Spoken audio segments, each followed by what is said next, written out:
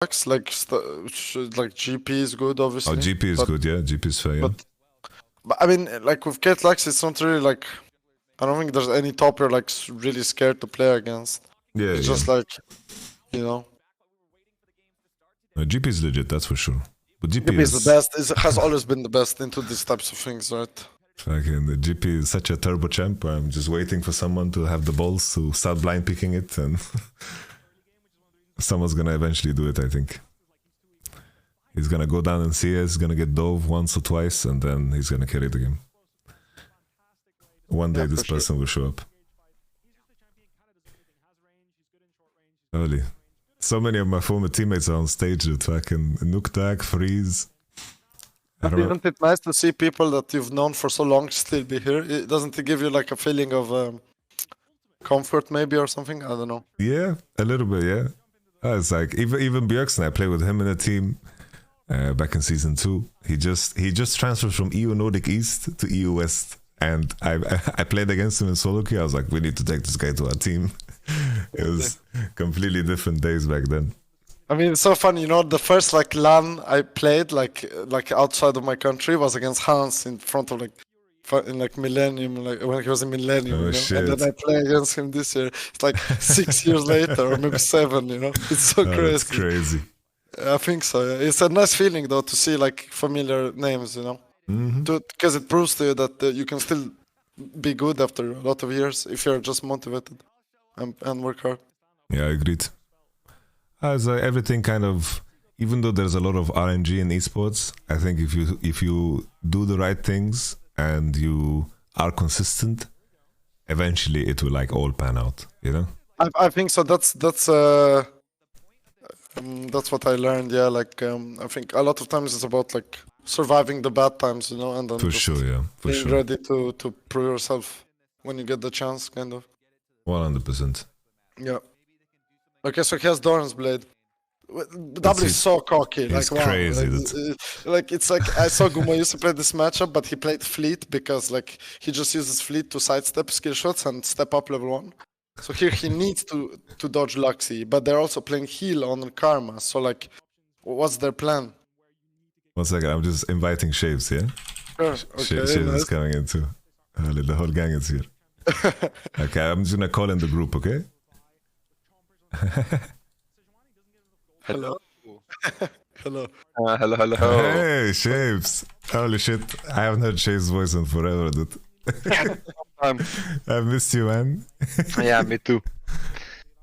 You know, It was rough times. I didn't even know like what Shave's voice sounded like, because we only like talked over shit. text. So then I was Always had to flame him. God damn it. What do you guys think about the draft? I think this Jinx pick is completely cocktail. Yeah. I didn't like the Silas. I feel like Silas Sejuani is fake synergy. But early it's really strong. But then after, if enemy buys mercs, I think it's rough. I think it depends into what. Like if you play into Maoka and a mid you can attack easily, it's gonna be pretty good. But yeah, I agree. Yeah. I like it because it's Jojo, you know. He's pretty good on Silas. So I think EG is quite happy with the entire draft. These nameplates say very little to me. Like that's my issue. They've just melted together. Just from words, you know. Yeah. I think like the Silas Sejuani example, Mad Lions versus G2 was good. It's like Kassadin Maoka, you can really like leverage. Like G2 almost lost the game because they're fighting 2v2 with that shit. That was a mental series. Like, it's funny also, we are listening to Bippo's voice. It's like the whole squad is almost gathered. Okay. Wow, well that's one way to break the matchup. That's crazy. But I think it's a big miss. Like so if you watch Asia, when they play Caitlyn, they always do like free camps into stay bot to like, you know what I mean? To protect them. But here Inspired looked for mid. Well, they killed mid, right? Which is good, but they died bot. So it's like, now Caitlyn doesn't really feel that good anymore. It's hard to pressure. So it's gonna have to be on Jojo and Inspired now through mid. So I'm actually curious to see how it goes. But is that their whole strat? Like I pick Jinx Karma and I break the matchup, but with like a lane gank? I don't know. Because then if you want to break the matchup, then play Ignite, no? Why are you playing heal on Karma then? Or like what? I also don't know, like in terms of how you manage the wave, it's like if you, I think against Vi, you can save all wards unless they warded the lane level 1. And I'm thinking like if they crash 2 or 3, I feel like they can start hitting 4th as well. And I think as long as they are hitting the wave and they have ward and river, I don't see how actually they are gonna like die. Maybe the one option is like if Karma like has Nimbus and flashes W's, and then maybe like there's a Vi coming through river or something like this, but I feel like that's so extreme. I just don't know how the wave position was in the middle on 4th wave. It was because I think Jinx Karma can actually force pry by using Jinx mana, but then you just need to make sure you ward lane, I guess. But like into these dash junglers, it's kind of annoying because they can take so many paths to gank you. You kind of need to ward river always, and then it's a bit scary. But I mean, double if dodge like the hardest part, honestly. Now he has pickaxe, Doran's blade, and the enemy Caitlyn has nothing. But they can still kill they can still kill the Karma on binding. But this booster guy is a bit weird because when they played Zyra Khan into Kai'Sa Nautilus, he also went heal on Rakan, and he started E into Q. Like what? For sure, if you're playing in U, you're getting W level 1 and you die. Okay, Jinx has no flash. Bye bye. One way to kill the Jinx. The whole family is here. Yeah, good. Okay, so now AG is happy again. So ganking mid is more OP than, evidently. Well, Jinx has no Psalms. Well, the Sylas is getting super accelerated though. Because the thing is, I feel like if EG get ahead, Thieves doesn't have enough damage fast enough, right? To deal with their comp? What do you think? Agreed, yeah. I feel... yeah, for sure. I think Azir, Jinx, if they're not on curve and they don't hit like 3 items before the game is finished, which is very likely against a comp that spikes very hard on 2 items, I think, yeah, for sure. It looks very hard. Yeah. EG has the perfect F-ball comp, if you ask me. Yeah. They can just run over you. I mean, I just don't like Jinx was never good into tanks, so like how? I mean, there was like a change for her, no? Was it previous patch or this one? There was like a buff, no? On Jinx? Really? I think they changed something on mana. Or W? No, but they buffed every champ's mana, you know. But it's not like relevant because that's. I thought there was more. I mean, no, it was just mana, like W mana less, but it's not like you use W that much, you know. I guess you can use it on like that. Oh, what? It looks so weird. But it does look like he has more mana, but my point is mid-game it's hard for her to kill people, you know?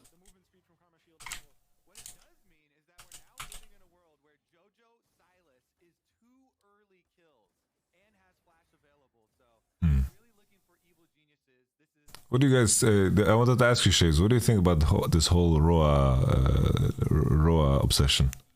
Because in my mind... I think it's good on champions that burn a lot of mana and can use the alternative passive, but I think that like the stats, the allocation is so heavy into health, you don't have extra synergy with Archanger because it's 600 mana. You get 100 AP, but you trade it for 20 ability haste and a proc, like Everfrost or Ludens, whatever, right? Or what do you think about Road of Ages, Shavy? I think it's just like Catalyst is so broken for laning phase. That's but fair, I think people are over-indexing on many champions. Like, for example, Orion Soul. Like, many are still playing Road of Ages, but like Lost Chapter or like the Andres Ludens is so much stronger on him because you also need the CDR. Yeah. You know, on like on Silas, I think it's fine. I think it's horrible on Victor. Like when I see this, for I can't sure. focus. Yeah. Like, why are you playing Victor with Roa? Like, do you want to deal damage or not? Well, this game is over. No? This game is turbo over, yeah. Oh, okay. They just got run over mid-jungle or what? That's so depressing. I didn't even notice how Bjergsen died on mid. I just saw he They didn't even show it, I think. Crazy. Yeah, I agreed. Catalyst is super OP, and I can justify it on Silas, because this champ has really strong skill points. It's like you put the skill point in Q, W, E, it feels really powerful. Yeah. Like later on, but because it's so Silas doesn't need like AP, he just needs like to be in fights for a long time, right? So, and get conquer stacks and play fights long, right? So Rod makes a lot of sense on him, I think. But Those play a mage with Rod, then what's the point? I don't get it. There's so many victors as you go Rod. wait, and they then don't finish it? It's Oh, crazy. they don't finish it. Guys, I'm they don't so finish the dizzy. Herald. Ah, Oh, they I'm get so dizzy. spooked. Oh no. That's a disaster, guys. What a steal as well. That's crazy. Like, there was this game, Dior went Everfrost, and the moment you finish Everfrost and like you're so much stronger for such a long time, like you lose 200 HP for 20 ability haste and the root. Like I think it's a rough trade-off in a lot of cases. Bro, there was yeah, I guess that, yeah. one situation. Faker bought Road of Ages on Thalia. Like he just did no damage. Like they just lost the game against I think it was How Alive, that series. Mm-hmm. It was crazy.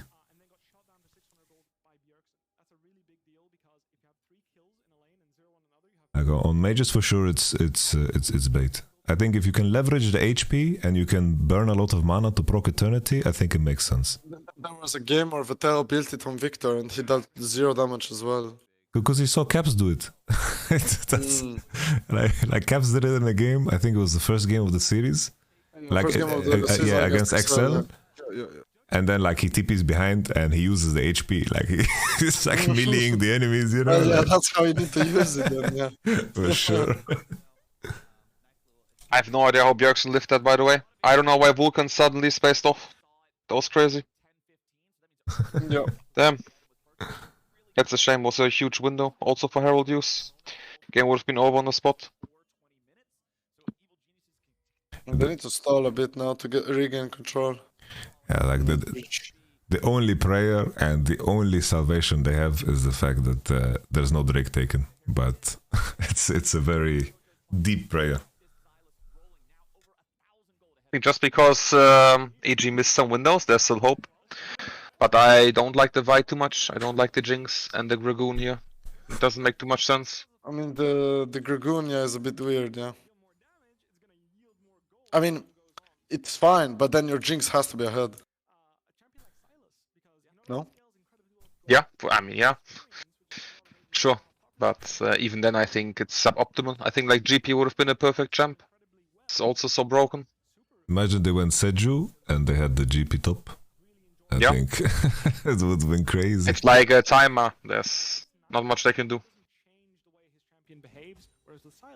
Because the jungler kinda has to be bot side all the time, so they can't punish the GP and he can just handshake the laning phase. Because with Caitlyn in the picture, it's already kinda determined where the jungler will be. That's what I said to Yamato, like, I think GP is like really good into Kate looks overall too. Yeah. And then you can just play after 6 on bot, like with Vi and GP should be pretty hard for Caitlyn to play. Yeah, agreed, yeah. You upgrade the little Death Daughter, one-shot people in the wild. Yeah. This is also tank Dragoon. I don't like tank Dragoon. I think you kinda have to almost always go AP. I think so, Yeah. Otherwise, might as well just pick Ornn or Sion and be a better champ. Yeah. I think you're just giving Silas a target to heal off of. But Yo. I think additionally, like if you go first strike, I also like Road of Ages less. Like on Silas. I like the Road of Ages angles a little bit more when you're running Conqueror. Oh, yeah. I mean, extended fights. Yes. Yeah. I can agree with that. Makes sense. Earned by Jojo with the Silas extra. Honestly, pretty good for a range versus melee matchup. I'm surprised. I also don't know if you actually should go Mercs here with Silas. I think you just go CDR shoes. Generally are very good for you, so it allows you to go second win without feeling too bad. I mean, what is even Merxing? Nothing. This is a lane stat item. Yeah, it is lane stat, yeah. Your mythic item that you can rush, you get second win, so it's a little easier to breathe. I can just sit on a null magic mantle, and life is good. I mean, to be honest, like, 100 Thieves did stabilize a bit. Yeah, they have a chance. I think they had like a one window, and Vulcan, I have no idea where he spaced off, but they had a window to kill Bjergsen and get a mid-lane tower, and they failed, and they have room to breathe. It's playable. The Drake is big as well, for sure. Yeah, they can give next potentially. Like if it's like 30 minutes and they are somewhat even, I think one of these will win. Yeah. I feel like Silas's item purchases really slows down the game too. I don't feel like he's strong at all. He doesn't look to me like a 3-1 Silas. I mean, he has No, like no. same items as Zerion. And I think it's also way too early stopwatch with the lead he has. It doesn't make sense. Yeah. Caitlyn doesn't have a mythic. Unless it's from runes, which I'm not sure, but still. As well, so you can get right through the Sejuani, and there's 3 Yeah. meatballs in front of you, 3 melee. Do you like the Gale Force Just play of Caitlyn? But that's what people do, but I mean, think specifically in Kraken is this case. underused, you know? Yeah, because I think in this case just go Kraken. Because what is Scaleface giving you? I mean, you can like create more distance between the Vi and stuff, but I think it doesn't matter really, no? If they want to engage on you, they will. I mean, I'm telling you, I think Kraken is underused. Yeah, I agree. I think also considering he's running little tempo, I think it's double dipping in Yeah, value. let's go like. And it's also Tank Dragoon. It's a free target to hit. I mean, for sure, like I could see Kraken being good, but you know, like people don't understand, like everybody just goes Gale Force, Cannon, okay, but you can easily go Kraken PD, like you think. Yeah. Agreed, yeah. People are like, oh, you need to go Navori Infinity, you need to go Navori Infinity, but it's not the best every game. Sure, yeah. And I personally think Navori is kind of a bait on a lot of champs. I agreed too, yeah. Every time I see it, it doesn't deal damage at all. The IE proc is really broken. Like, really, really people insane. play Zeri, go Navori, 0 damage. Like Zaya, Navori doesn't deal that much damage. Like, I think Navori is for when you need to be like very self-sufficient and you're not the main carry, you know. Let's say you have like a carry bruiser top and a like carry mid. Then you can go Navori because you're playing more for yourself to create space, right? For yourself. But if you want to like perma-hit, for sure Infinity is way better. I like Navori a lot in cases where like the enemy team just has a lot of ranged champions and you're more like ability reliant. Like Kaiser E's, QE's, Zaya, or like Lucian dashes, but you lose a lot of damage for sure. If you play against two tank champs, you should go Infinity. If, for example, if Lucian builds Navori, you're never killing tanks. Like I saw there was like a Lucian Scion in NA, and the Scion just takes 0 damage. Especially since the Lucian goes Dirk too, you know. So that you're not gonna have Last Whisper until what, like 4 items. So then you're not dealing damage at all. Okay, closer runs it down. It was a good sequence anyways by 100 Thieves, but Closer was a bit too far ahead, 1 step ahead. Yeah, no, they broke. No, the they were position of also... Yeah, and they were also Lucid Dragon for it. It was also scary to keep continuing hitting the tower because Bjergsen gave Jojo a free Azir ult. I think he had to move back. But Azir ult, I think Jinx can hit more. I've seen more and more Caitlyn go Zeal into IE.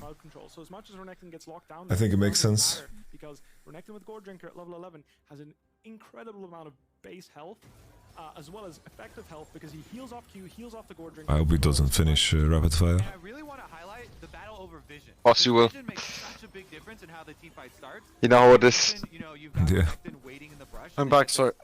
Fully charged stun off. Someday does a good job building up his Renekton rage. You know, I've been watching FlyQuest games, and I think they're like quite good. I think they'll do quite good in EU, to be honest. Agreed, Yeah, yeah. FlyQuest and C9, I like. I think C9 just kind of grief draft, but I think they play good.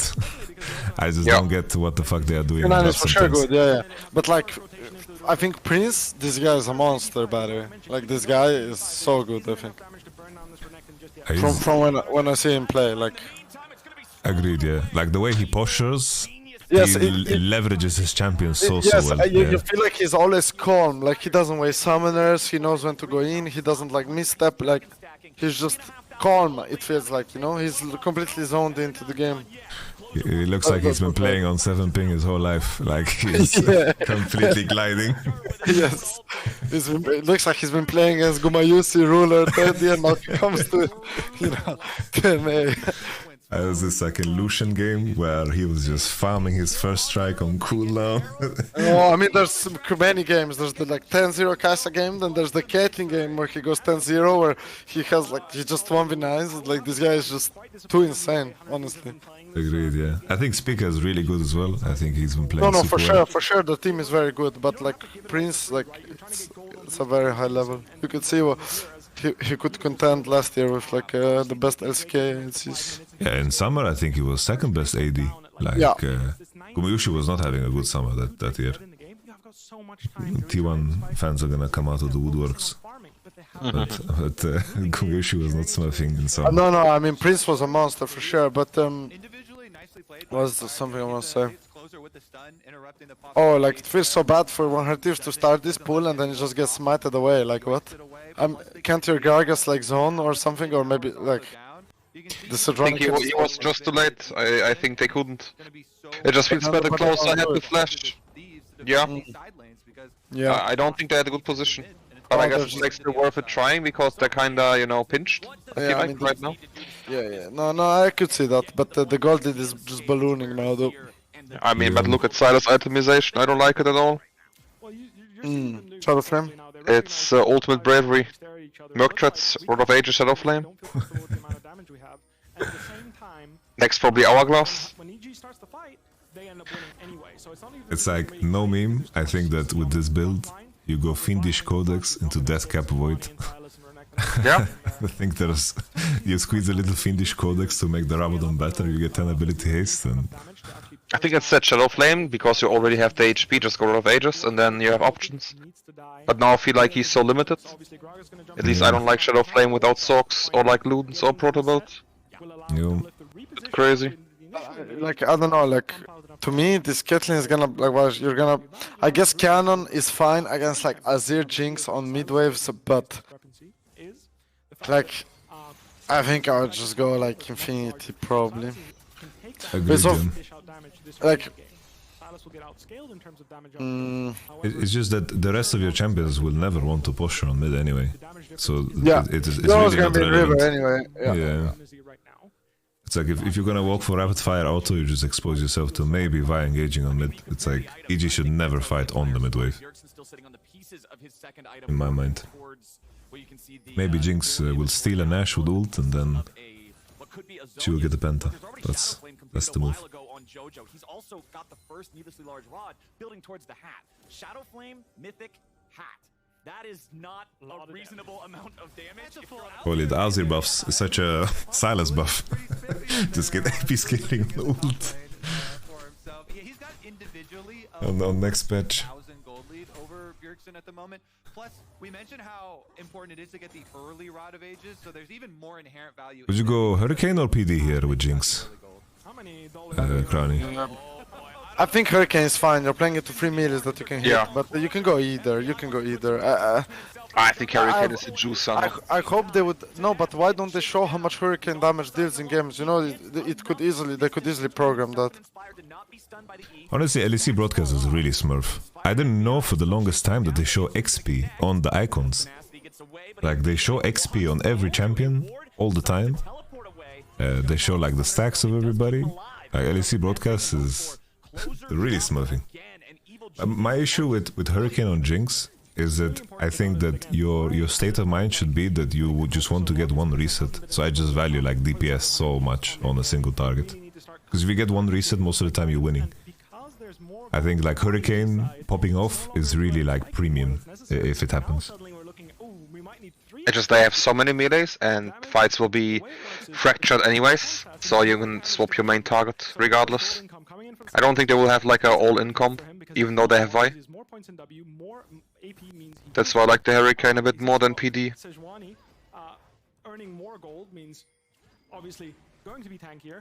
Yeah, the other awkward thing is, it's like from here, do you go, you have to go IE, you know? I think if you go LDR, you are too weak. Yeah. Need Infinity. Yep. Ooh. Let us cleanse. It was already really good. They got what they came for. Closer just rejoins with his AD carry now as 100 Thieves, they can successfully disengage. I'm gonna be the descending Oh yeah, I mean, opinion and say the thing PD is like, better. you know, Infinity Edge is like more damage even if they have like a certain amount of armor. It's like you know what I mean? 150. It's like really absurd. Yeah, they need to have a lot of armor, and the Silas has 0 armor. He just looks tanky. You know what I mean? Obviously, yeah. he's gonna buy Zonya, but for example, even the look at the boots on Rena's Edge, no armor, right? So they Yeah. actually have no armor. They just look tanky because like Riot made everyone have 10k HP. But the LDR passive is not DPS. Like the real damage is from the armor panel. You know what I mean? So you should only buy it if enemy has a lot of armor, or if you know they will buy it. I hope he's running cut down at least. Like Oh, yeah, for sure. cut down is so OP. Yes, for sure, yeah. deadly. If he's not running cut down because he goes for the league auto runes. Is this patch Oh, already he's with going the again. mortal reminder change? Yeah, it's 5 more. Yes, 5 more they AD. play 13-3. They play 13-3. And then he should never go Lord Dominic's always mortal reminder, in my opinion. Oh yeah, you Because think as that you said, item that, is OP? yeah, I think. I mean, if you need armor pen, then go I mean, always they have a mortal healing. reminder. Yeah. I mean, that's like the old. But I think he should go Infinity Edge. That's what we're saying. Yeah, For sure, I'm just like saying, if You know, you go I mean, okay. last whisper item, it should be always mortal Yeah. reminder now. Yeah. Oh, always. Wait, always? Why? Always, I yes. kind of Because, disagree. I kind of Wait, disagree. why always? Because of Radiant Virtue meta or what? Yes, like if like at least right now every sort of champion is sort of healing in naked, and the passive will deny more damage than you will do with Lord Dominic's, in my I opinion. mean, you can check. Yeah, you can try. I mean, I cannot know because I didn't scream in this patch, but I can see your point. Yeah. I agree Even the item 100%. path, you know. They need grievous wounds 100%. But I just don't think that Jinx should be the one buying it. No, I'm just like saying, like here it should be 1000% Infinity Edge because you need damage, and you don't have Yeah, damage, you're out of gas. Look at your Arzi, it's a very unhealthy chicken, you know. They can't do shit, so it has to be Infinity. But like just saying, if you right now have to buy Last Whisper, it should be always, no matter what, Mortal Reminder. Lord Dominic's doesn't exist. Maybe there's like a 1 in a million case, but you will never make a mistake with Mortal Reminder. Oh, wait. No, I know your point. Silas also has healing. No, like healing reduction is value here. But I just think like Karma's not gonna finish a second item this game. Just fucking let her buy a little Oblivion Orb, you know? And any extra DPS that Jinx can find, just go for it. No, I agree. Because like your team is already banking on you to deal damage, so then deal damage or open, right? Yep. Like you have a tank Gragas, a 0-3 Vi, so who's gonna deal damage? But so let's say they went Ezreal, right? What do you want? Like, imagine they go Ezreal GP, then their team comp is banger, no? Agreed, yeah. Like then how can Caitlyn approach on objectives? She can't. But just fuck the Vi as well. Just speak Sejuani when enemy Oh first yeah, pick no, Kate. I agree. I'm just like I think Maokai was Vi banned, ruins no? everything. Maokai was But you banned, know- Elise was banned. But people in Yeah, chat, that like, was it's free. not always bad to go Zeal item second. Like, let's say if you want to contest Drakes, you can still go Zeal item. Like, people how to say, overhype the Infinity For second sure. and stuff like this. Like, it's not like now you will buy Infinity second and then the game just ends because you have Infinity. It's not like that at all. It's like Because you even- have no movement speed, you have no attack speed. Yes. Even talking to Freak, right? He literally made the changes. The whole point of the changes was that it just feels good to buy. It feels good, yeah. It has very good satisfaction rate. Yes. But like if you have Kraken, it's like people should actually look at the stats that you get from like PD when it's fully stacked. And in those cases, a lot of champions were already very happy buying a Zeal item second. And I think Jinx is definitely one of them because she's buying Kraken, has a lot of attack speed in her kit. I think it makes sense to buy Zeal items still on second. It's like the ADs that are most happy with the changes are like Caitlyn, Samira, Draven, because they were literally homeless in their item build. They bought Collector every time in LDR and that sucked.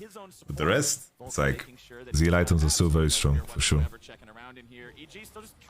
No, like for sure, like, cause people just don't understand, like, Zeal is so cost efficient, like, as an item. It gives you 7% movement speed, which is, like, extremely broken, Yes. like, on an item. Like, what? It makes you way faster on the map. But people don't think, like, people just like to tweet things for interactions. They just tweet, the Infinity, is he reading the patch notes? Is he reading patch notes? But if I'm playing Lucian, I cannot skip Cannon, otherwise my champ is 2 times weaker if I can't proc 100%, Nami E. Like what? Like I'm playing Lucian against Azir. Am I gonna go Navori second? How can I play the game then on mid waves? Yes.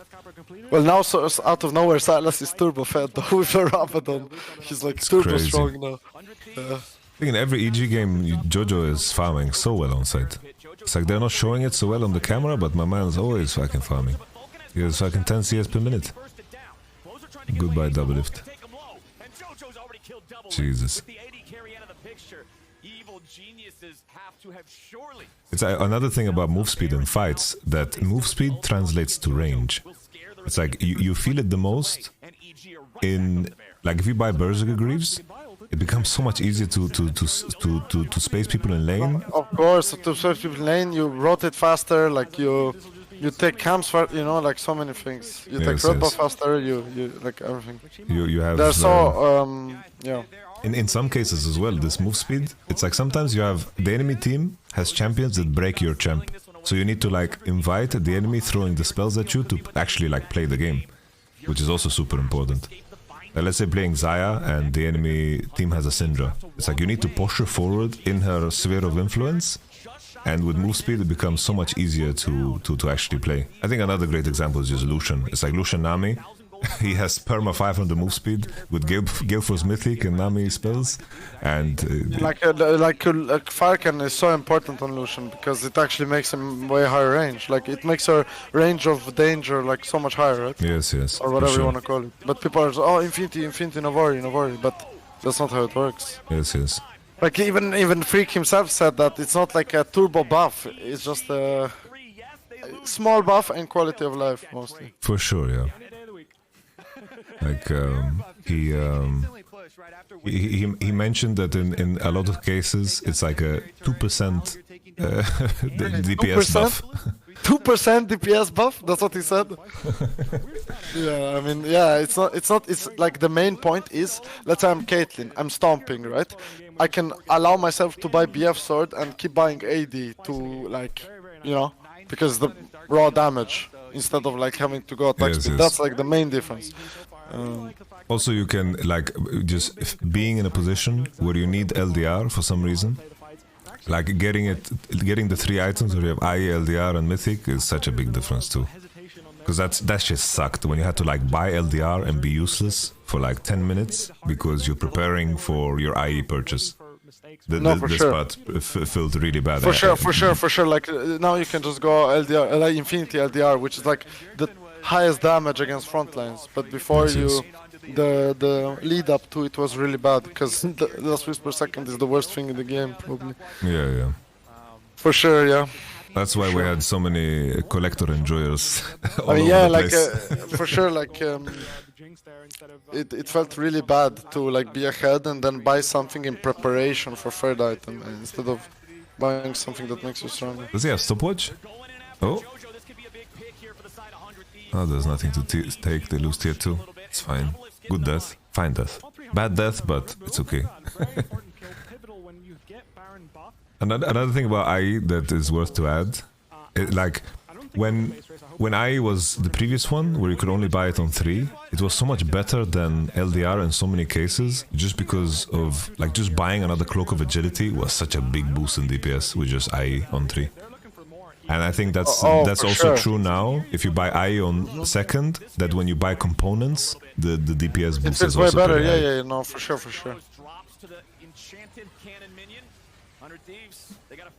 Because remember, I sat down and I did the math with this math whiz, and it was like the targets needed to have like 150 armor for it to be worth it to buy LDR over IE, which is very extreme. And that's like on one target, some shot. Jojo has TP. Let's see if they can survive. Okay, here he comes. Double if there's no sums. Someday no flash. I think you just walk out with it, Gino. I have no idea how they can win.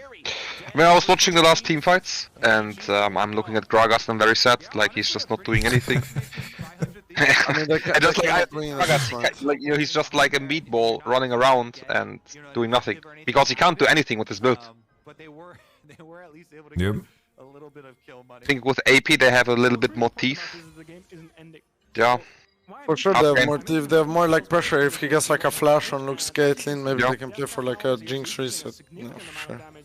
Let's see if Jinx can actually get IE before the next one, because she will have sums for Drake. And Yeah, maybe but it's like they there's have an always ambush. so like I don't know.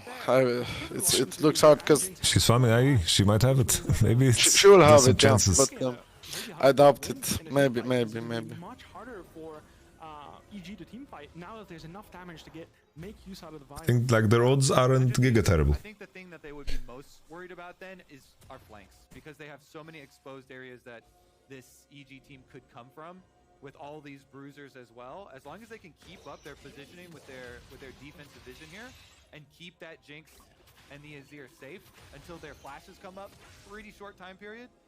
I mean, Okay. Doublelift now has 4 completed major I don't think you items. invite us if you're 100 Thieves. FBI.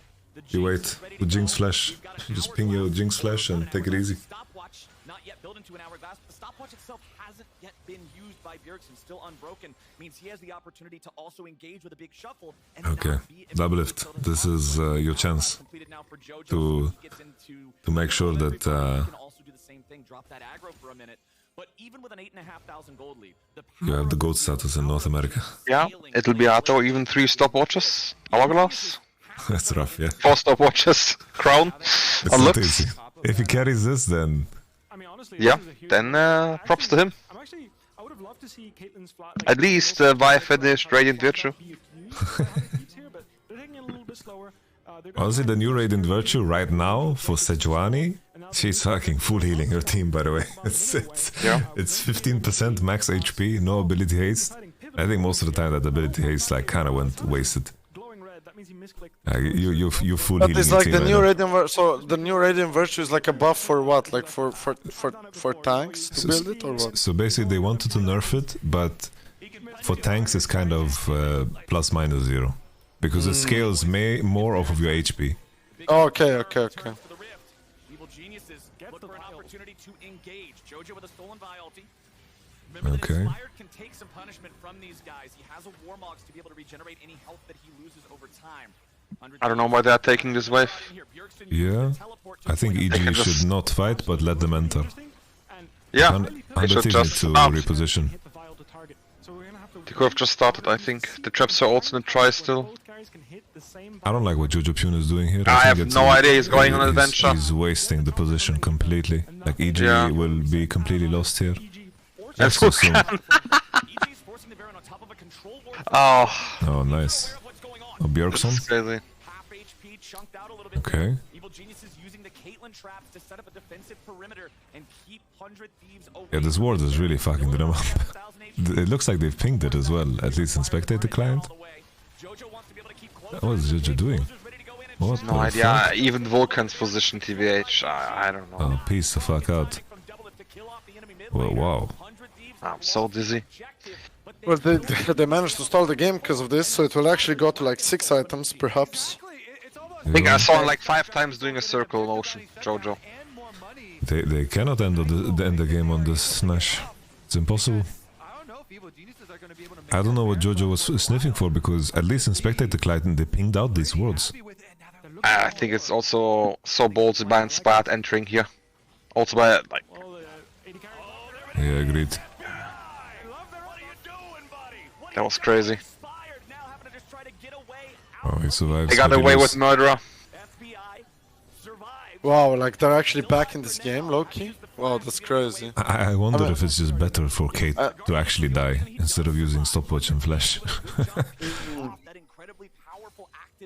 No, I think it's okay to flash because they can probably stall Drake, you know. But I think that I will don't see. like the GA. I don't like the GA buy at all, though. Just go BT, by the way. But he probably thought, oh, we're gonna get Soul, and so I just buy the most power possible, right? But now that he lost it, it feels really bad, right? For sure, yeah. But look how now on the replay Sejuani and everyone is re-entering after they just slayed Dragon.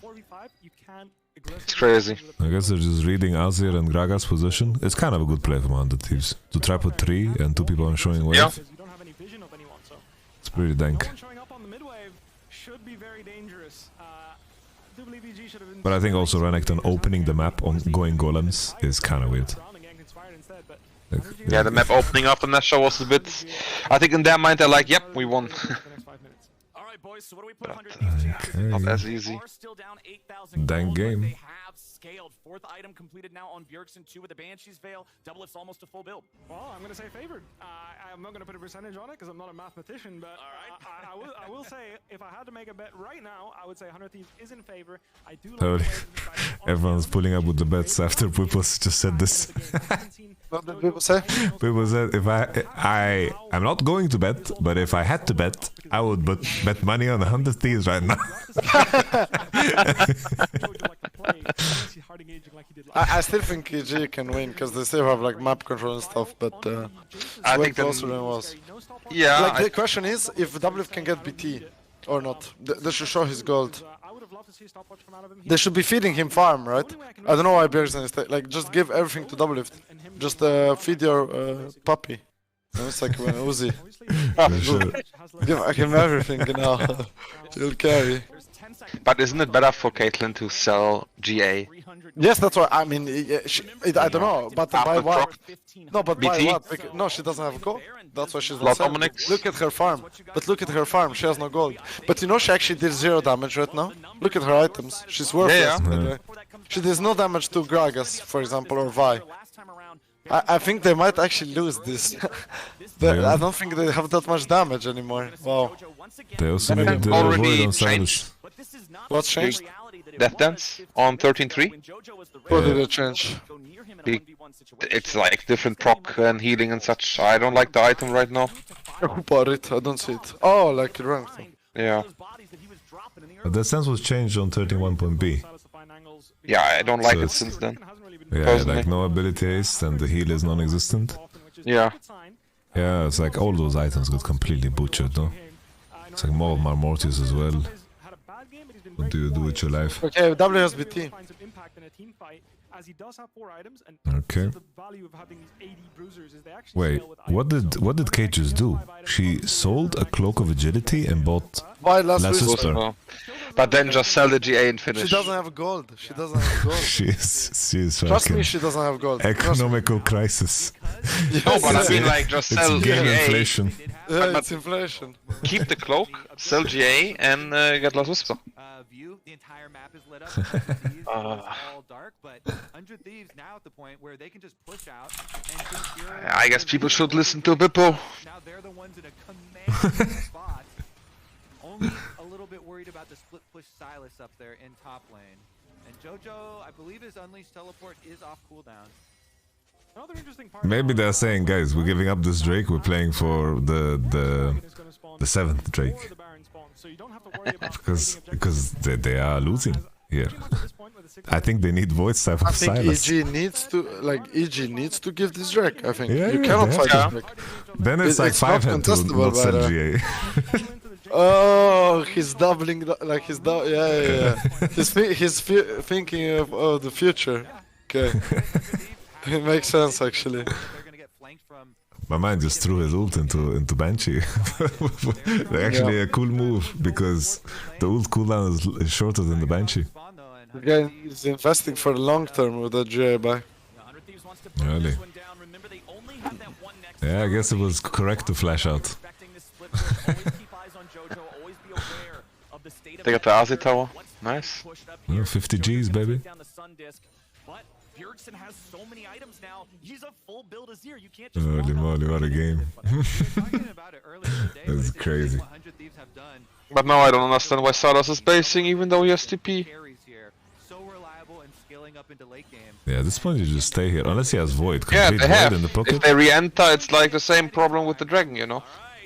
EG wanted to set Yeah. up the trap line here, But you they know, can't. A lot of those traps are like, rush. One of those That's a will nice step try. up. 100 Thieves can just walk forward and fight because EG just doesn't have damage. Inside, but doesn't put anybody in Like, dangerous or precarious You situations. Yeah, just but don't have damage right now. But I think they Just had to walk the try the trap. trap, you know? And No, make no, it for sure. like I'm the saying white, like make the 100 white blue Thieves- trinkets. No, And for sure. Like Yeah. I'm saying like 100 should still just use their comp diff right now. Just take the red buff on Jinx and go fight. Yeah. Yeah, sucks that they change minions, because otherwise this top wave would actually slow push into the inhib. Just let us right now who's This making the angle. first mistake Yeah, Yeah, this- somebody's gonna get caught. to break the formation. Because if the sequence plays out right, I think One Thieves wins. Yeah, Right the now. phalanx needs to be broken or it's lost. Yeah. Exactly.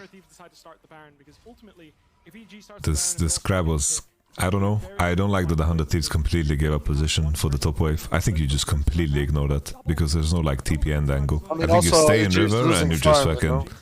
You're just losing farm there. So. Yeah. But farm is not really relevant at this point, right? Yeah, true. But I mean, Silas doesn't have 6 items yet. But yeah, Probably it I sucks guess to be everyone, Renekton. almost everyone is. Yeah, I mean, Renekton is such a actually dog. they're all full items. Almost. Holy moly. Redemption on Sedge. It's time to give farm to Karma so she can buy Ardent and Staff of Flowing Water. I don't like that 100 Thieves are completely pushing From into the top top side. Yeah, I was thinking This the is same. crazy. They're just getting up She the goes whole no map. to base, give position. Let's see if EG they- can be the ones entering through side, no? But I've never seen a team contest Nash through top. Like people Holy contest shit. Drake from bot, but I've never seen people contest Nash. Ooh, inspired steal that's very good, though. inspired But if he steal. steals it, it's over though. Okay. No way. No way. Come on. No way. Oh way. Oh. They do. Wow. I can't believe they actually tried to push from top side. I mean, you could see EG being completely confused. Wait, we have mid lane? We can just go through mid? It's minute 40? Spires is just giggling. Holy shit! It's actually TSM at Worlds. Didn't they do the exact same shit at Worlds? Yeah, yeah, yeah.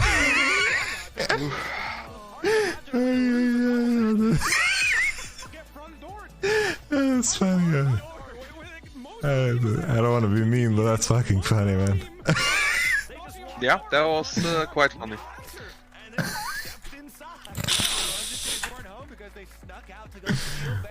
How league works. Yeah, All you yeah. to do in late game, 5-man mid, area mid. Pyramid. Wow. Well, I mean, 100, that game should never be close, but yeah. Thanks, Whip. But I you know lost the what? house. You know what I feel like? I feel like there was never a 5v5 fight that game ever. No. Yeah. There was not. The game ended without what? Like, Honestly, both teams were very well aware of when they are weaker, which is a good Yeah, thing. true. Because it was very polarizing. It's like, it was never like competitive. Holy True. fuck, dude. that must be so boring to play, by the way. Like, you just farm, and then you just trade the map, and then one team just wins, and the other just loses. The issue with games like this is that these are the type of games that make me have like a little thought. Or maybe I can go pro again. I could play this game out. No problem at all. What's the next game?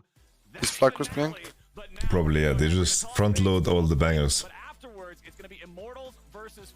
By Immortals vs. Flacquist, it should be like a fisting. Early. Wow, Prince is gonna go crazy. I mean, Jojo's mom is watching all of my games. She's a big fan of yours. Yeah. Unironically, she is watching all your She's watching all my games, yeah. Wait, what is that? I didn't see. Wait. Oh, good. Well, actually, maybe we should sync up. I don't know if we. I was just watching your teams are probably slightly ahead.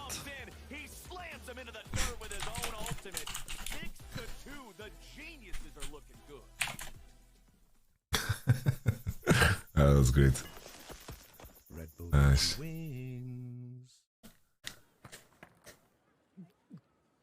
That's crazy, dude. That was mental. Bro, they got too much into their head about, yeah, on Ocean Soul map, it's good to contest through the other side because of the bushes. Oh, man. But I've actually Crazy. never seen people enter Nash through top. I think I've never seen that better. That's crazy. Like I've seen for sure people contest Drake from bot, like right entering through side. Yeah. But I feel like if you do that with Nash, people will just go mid and end that later in the game. Like Yeah. they'll just go mid, and what do you do? Nothing. You lose. It's like I wouldn't be surprised if it was the other way around. That the enemy is posturing on Nash, and then it's like you're trying to find a way to enter, and then they're like trying to like collapse and like curve out through topside on the team that is on Nash, like on Pixel. Like if I'm Silas and Renekton and Seju, then I'm gonna try to find those fucking cheeky angles because there's a fucking wall that you have to pass with the Jinx and the Azir. But I honestly think when Jojo Pyun based and they had vision over him, I think legit there you just leverage that you're so much stronger. You just fucking leash Nash. I'm saying, I think you just start Nash and you make them come, and you just fight. You have BT advantage, which is huge. You should be able to click on them and have a decent chance at winning. And Vi literally doesn't need to do anything but just tank Nash. She doesn't even need to fucking use her spells. They can tank Nash, wait out blue trinkets, sweep the wards, and the enemy will have to face check you, and you'll be in trouble. Karma with Mikhail's the Seju ult, and I don't know how the enemy comp is going to actually like run through you. Their champs are really useless there if they have to like go through you. Like, the only thing that can happen to you is if Silas finds like a Mambo number 5 angle and he like Azir ults your whole team or some shit, but you can easily mark this with the Gragas, I think. No, I agree, yeah. But I feel like every time I watch any LCS, these teams are refusing to start Nash. It's very often the case. People don't understand, like, Nash is mostly just a way to start a fight. Like, obviously you're not gonna 50-50, you just do it so enemy comes. It's also so weird. It's like that moment when there was Soul Point and like 100 Thieves contested through top, that moment too.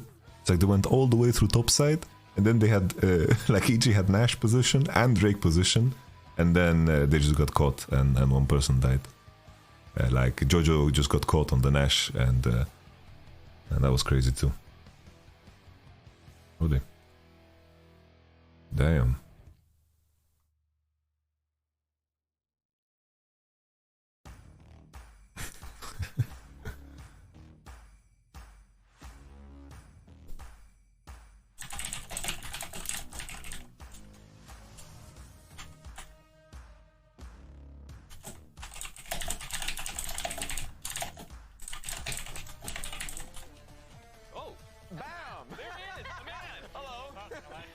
Congratulations first on your win. Thank you. How was that in game? It's a classic do nothing and win, so I'll take it. I think we should just go to the end of it first, which was the front door. You know, a lot of people would say, is it a back door? Because you ended up just literally going straight down mid. Did that shock you? Because you guys knew that they were around Baron, right? Yeah, we knew that they were around Baron, and then when we saw Jinx top, we were like, there's no way that he's alone top by himself. So we assumed that there was more people there, and we're like, we can kind of run it down mid and defend the game. So you knew it was a game end call. It wasn't like, oh, let's get inhib and then force them back and then go to Baron, or you just kind of playing it by ear? Kind of playing it by ear. I think Inspired ended up making the call that we could just run it down mid and end. Well, now at least we can watch a Prince masterclass.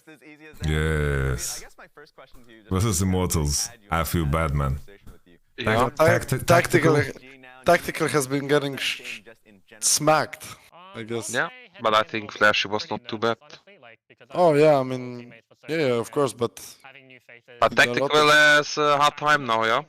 I don't know, it's such a fall from Grace. I remember Tactical when he like subbed in for double lift after that whole situation. They were doing well in NA. They got 3rd place after being 8th. He went to Worlds, Core JJ and him, they're playing like Twitch Rakan. They're like fighting against really strong bot lanes.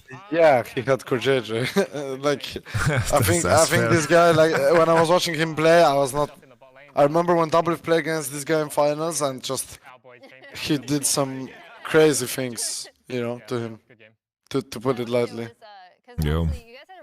The Core JJ is such a good dude, bro. Like, imagine he's subbing in scrims for us, He played like 3-4 games. I don't know how many.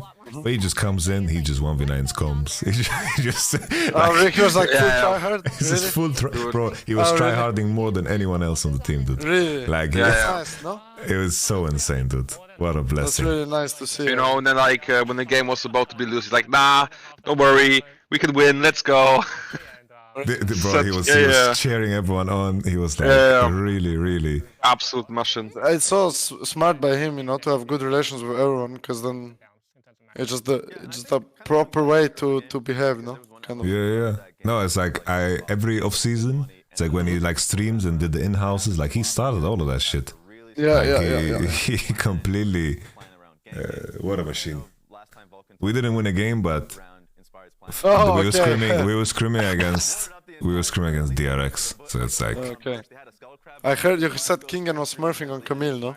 yes, holy shit. But that guy does some combos I've never seen before on Camille. Like he does W ult W during ult into E cancel into. It's crazy actually. Like it's really fun to watch a good Camille. Yeah. Oh, yeah, that guy's unreal. Bro, my guilty pleasure is watching Bin play Camille in solo queue. Bro, the way it's like a fucking dance, dude. It's crazy. Yeah, it is, yeah. What about watching Adam play Garen? Oh, bro, that was such a sad game. I hope people like. I was so sad that the Garen didn't come back in again. I thought the Garen was a terrible pick, dude. I know, but I think the champ is like strong, like unironically. Yeah, for sure, it's really good. But it's crazy how like what state league is in that like these champs are super strong. Like it's so weird, right? By the way, do you know that Garen right now can have 90% tenacity with W? Yeah, I know, yeah. It's absolutely crazy. You But can't also see him. he has crazy movement speed, so he just runs away, he just one-shots you, he silences you, he has true damage on ult based on missing HP. Like what? What did they give to this shit? Like what? It's crazy. It wouldn't surprise me if we see more from him. Bro, I think the W is the craziest fucking thing ever. Yeah. What, you get 50 armor, 50 MR on full stack? Yeah. How's that okay? And again, like imagine if you press W and you have Merc crits. I think you have 90% tenacity. Bro, that's why I like the Garen angle you guys had when you played Garen into Jax, Jace, and Lilia. That's turbo, dude. It's like Garen is good into all three. Yeah. I think it's really good into Lilia.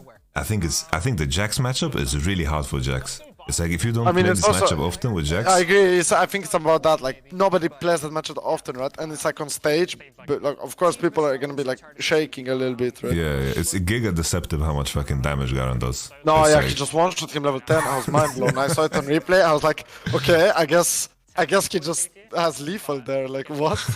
Like what the fuck? Like crazy, for sure. For sure. Yeah, it was nuts. No, it's like I don't remember specifically what happened that game, but I don't think it was like Garen's fault at all. He was turbo strong. Really good Callista game versus IMT. But past that, I think the team has been struggling. He's been having a rough time. G2 looked fucking I mean, vicious. we were like 4-0, but then we took a bad fight. Like Lilia had flash, I didn't. Then it was like a bad formation. I She remember flash that, slapped me, and then we lost Nash. And then, but I think like my Garen was 2 levels up. I was 4-0 with Infinity. Should be pretty good spot, I think.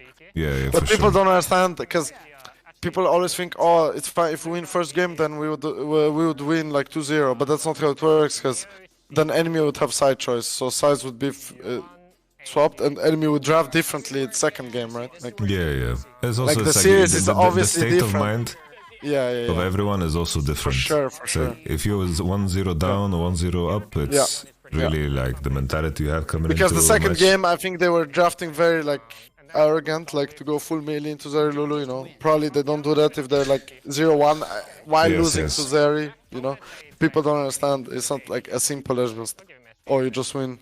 No, the G2 look very like hard to beat right now. I mean, yeah, I think Mad should never give them Draven, but they prefer to ban Nautilus. Yeah. Probably thought that like with Nautilus you probably, how to say,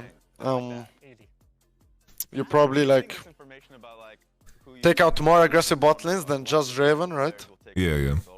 Yeah. I think partially I would say like one game when they landed on like Rakan Lilia and they don't have like strong enough champions to dive bot. I think if that's the conclusion, I think that's like a fair situation to be in. It's like you're playing Lulu into Rakan. Zeri Lulu can actually like fight back in this lane a little bit, and it's hard to dive because oh no, for sure, like Draven. No, I agree. No, I completely agree. Like Zeri Lulu into Rakan Draven should be able to hold completely fine, like for sure. But like the second one, you have like Ez Leona into Draven's Raka, it should be very losing. They managed to like be fine, but you know what I mean? Like you're actively going into something that is not winning against a team that knows how to abuse early. So it's like, and they're giving like, that's not even comfort. That's like ultra comfort, you know? Draven. That's like, agreed, yeah. It's like his best champ for sure. I think also it's like ever since they reworked Draven, like not reworked, but they buffed Draven passive to work with the ult. I feel like this champ is. I feel like this champ has very little weaknesses. But man, seriously, like Riot made the durability patch, didn't buff Draven, so Draven was trash, had trash win rate. So then they buff him, then they buff like they introduced Treasure Hunter, they buff his passive, they buff his Q, they buff like every spell, they buff ult with passive. So then all of a sudden he just becomes turbo broken. And now they buff like, IE and BT. They buff IE, BT, they make him able to like buy IE second on the champ that can have 2 items at minute 7. So it's like come on, right? You know this champ has been top win rate for like half a year maybe? Every patch, he's like dominating win rate. Every patch. And they never nerf him. Oh, actually, they did nerf him a few months ago, like 5 AD on Q. Oh, yeah, on Q, yeah. But just nerf 10 AD instead of 5. Just nerf 10. Then maybe it's actually laneable, level 1. Yes. I don't know, they're a bit... This champ is very, very obnoxious, for sure. Because the best champs are long range, but the issue is, if you make one mistake, which people always do, since eventually somebody will get caught, then you just... The gold just balloons. Yeah, bro, like there's this game that I always reference. It's like, Attila loved to play Draven. Basically what we did is like that whole split, that whole year, it's like we knew that on paper we were weaker than like Fnatic and that was the team to beat. So we just made sure we were as awkward as possible to play against. It's like we only played like the strongest laners bot. We played like Caitlyn, Draven when it wasn't meta, when people like played like Kai'Sa and Xayah. And, and then we had this game at Worlds when RNG, like everyone banned Draven against us because we were the Draven team, and then just don't ban Draven. We're like, okay, we're gonna slam Draven, fuck it. Of course. And then we had this whole plan. We had Sai on top, Ryze mid, and there was like the turbo Ryze mid that had like prior level 3 and you're gonna get dove no matter what, you know? Like the turbo Ryze. And we had Zinzao jungle. It's like we level 2 ganked bot, we level 3 ganked bot. We tried to dive them with Zinzao and Ryze, level 3 as well. We went again level 4, we went again level 5, level 6, Sion ulted bot, and Uzi refused to die. He was out farming us, he just refused to die. I mean, they would read everything we did. And then our Draven didn't die yet and he had monster stacks. We swapped for Herald or some shit, and then enemy Ornn dies to the Draven. He just gets dove, he refuses to leave, and then Draven just gets a full tower, gets a kill on Ornn, and then he just all of a sudden has 2k gold lead on enemy Kai'Sa. To be honest, watching Uzi, that was like that guy was just perfect, no? Like it was insane. Actually. That year, I mean. Yeah. This guy was just untouchable. Like I remember watching his MSI, where he was playing against Gorilla and Prey, and he was playing like Janna Kai'Sa into Zyra Khan, and he was just like 20 CS up minute like 6. Like I was like, what? Like this guy is unreal, you know? It's like borderline robotic. It's like we got like the replay files and we're watching him play like Tristana, and then we like reviewed the game where he played Kai'Sa as well, just to like understand what he did in lane phase, and he just squeezes everything, man. It was really like, a work of art. I remember what I noticed was like he would contest every CS, and like the main thing that he did was like when he knew he had control in lane, he would never hard push. He would just slow push until the end, like as much as he could.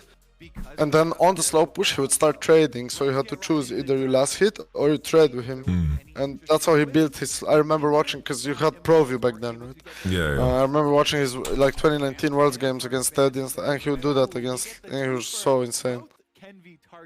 Okay, draft, nice. Okay, Caitlyn ban. Okay, they ban junglers against this guy. Wait, Ashe didn't get changed on this patch, right? I need to double check. Nope, Ashe is still broken. Okay, Ashe blue sideban, which is weird. Because now... It means they want to first pick something else. Maybe you just Lucian Nami, and then if enemy bans Lucian, you just play the Zeri side, Zeri Lulu. Yeah. Pick up a free win against 2-4. Yeah, it's probably the most consistent way. You just play Zeri Lulu and you win.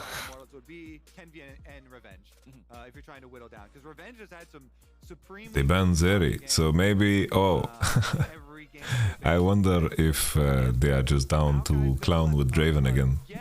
Into Lucian Nami. Yeah, I mean, either he'll do Ezreal Karma like he did once as well, or Draven, yeah. Draven Nautilus, that's also possible.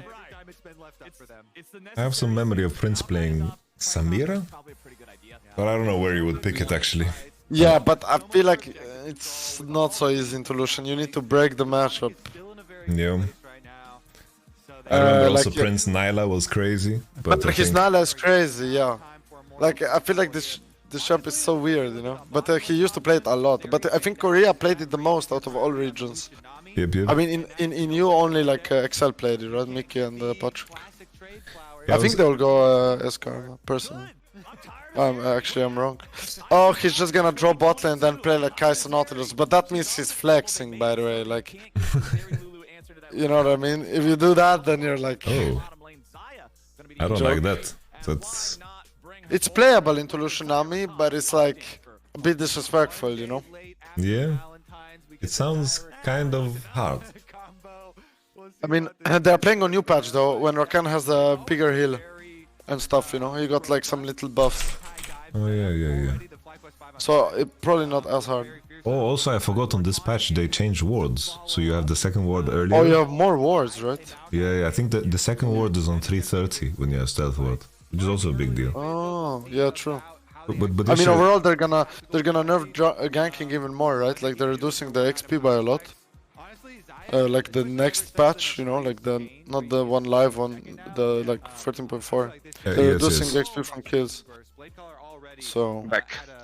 Hello. Ooh, perfect timing. They're also like really nerfing like the comeback XP from kills. Yes, so it just makes laning more OP, right? Like you need to be strong in lane from like waves and stuff. Yes. We're gonna see Gragas Nidalee jungle. They're gonna take 3 camps and they're gonna walk bot with double AD and they're gonna harass you under the turret until you cave in and base. Yeah, for sure. Like Worlds 2017, I remember people were just picking Gragas, taking 3 camps, gank bot, or just throw barrels under the turret behind them. Yeah. Either the jungle comes and is as It was great like as the your Arden jungler. meta, right? Yes. I remember World Elite. Oh man, Mystic was beast, no? Yeah, Missy was sick. He was so good. And playing like Kog'Maw. Caitlyn, Janna, Gragas. Yeah, Caitlyn and Kog'Maw. Like he played Kog'Maw. He was really good on Kog'Maw. Yes. I wish the champ was better, but it's so like one-dimensional. Like, it's just, I don't know. It's only good with W. Like if he has W, he's broken. If he doesn't have W, he's useless. Yeah. Yeah. So it's like if he can hit you during W, turbo OP. If he can't, turbo useless. So they need to change some. I think they should make like. So maybe he has the range always, but he only gets the damage or something. Maybe it will make him better. You know what I mean? I already like FlyQuest more after seeing 1, 2, 3 and 1, 2, 3, 4 from Immortals. Really? Yeah. I mean, okay, yeah, Renekton kind and Xayah, but like, what if you just go GP? Then you're like happy, no? Or not? I still like the Maokai. I think Maokai is just monster. I mean, yeah, yeah, broken. sure. Okay, of course it's strong, yeah. And also on this patch, Xayah and broken. Rakan. So.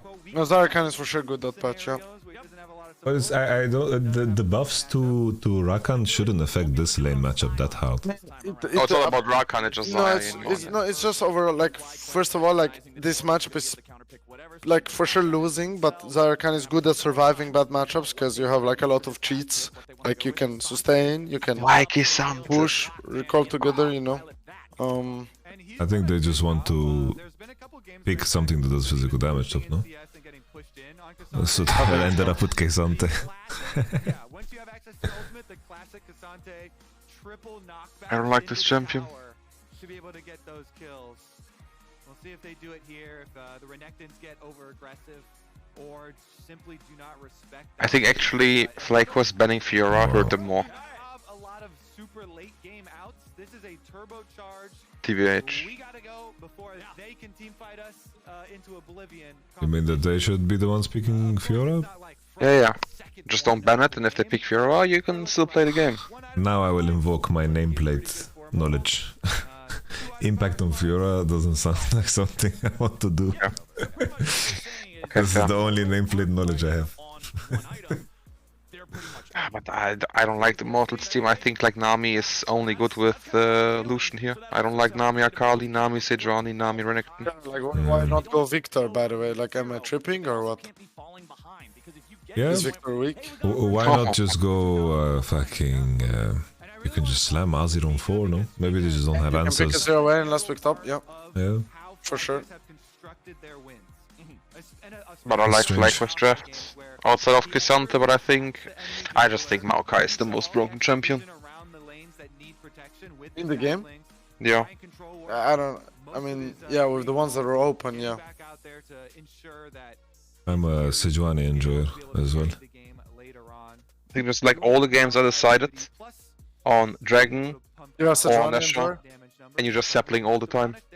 I'm Sejuani enjoyer.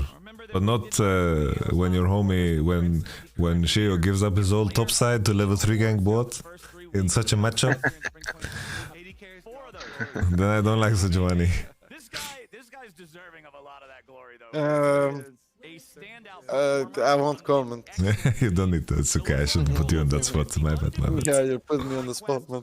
I'm Just waiting. wait for the 6 games. I'm waiting Yamato. for jungle bands to come in, and then I'm waiting for Shio to completely unleash with Wukong again. That's what I'm Yamato, waiting do you for. think Oh, his Wukong is crazy, yeah. GP would be griefier For No, which that's side? what I said. That's for what I said. FlyQuest? Wait, for Honestly, FlyQuest? When they For see both, Sejuani no? Renekton, you know. Yeah, but for both, no? Yeah, but like I think it's hard for FlyQuest, but I still think it would be so broken for the comp. But imagine Immortals go GP on 4 and enemy goes Xante, right? Azir, yes? And you go Victor on 5. You win or you lose? You win, no? How does Zyra campaign? I don't think they Victor will pick GP? K'Sante into GP. No. Yeah, okay, but it doesn't matter. So you pick Azir Zyra Khan.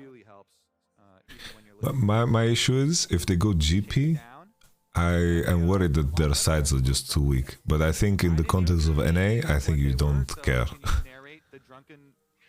No, I'm just saying theoretically. Let's say Yeah, I'm just answering Shaves. He's talking about GP on blue, and you're talking about GP on red, you know? Yeah, I'm talking about GP on red, yeah. I'm not convinced either because Maokai can't really protect, you know. Yeah. So I don't know if it would be too greedy, but I guess it would be too greedy. Yeah, it's tricky. Emily can probably read it. She is more talented at that than I am. Yeah, I agree that picking Akali into Zyra Khan, Maokai showing, I think is terrible troll. Yeah, that's my point. Like, I think if you go Victor, you're so happy, but maybe I'm just delusional. You know? But actually, it's interesting. Prince is playing Hello Blaze just to push I was lane. about to ask you if you think it's good. I mean, just for lane, you know? He knows it's good if he wins. But do you Lane. think even later he could make use of lethal because I think he has a hard time hitting, no? So I think Hail makes sense. Wait, you think he has a hard time hitting against Renekton, Sejuani, Akali? Then why do you pick Zaya? No, I mean like in terms of making use of lethal, you know? Really? So I think he has more benefit of taking Hell of Blades for the entire game. That's what I'm thinking at least. Because I feel like Immortals comp is like, you go in, you know, they have like one button. I low-key disagree because I feel like he has space creators. He has Maokai, he has Rakan, he has Xante. So in theory, he should be able to hit with tempo or not. That's also a good point, yeah. And also if the, let's say Maokai creates the space with Hell of Blades, he has enough, you know, damage behind with W to just one-shot the target, no? I mean, sure, but my logic is just he has people to create space. But if he looks at it from a perspective of I need to win lane, then yeah, I understand. Like, for sure.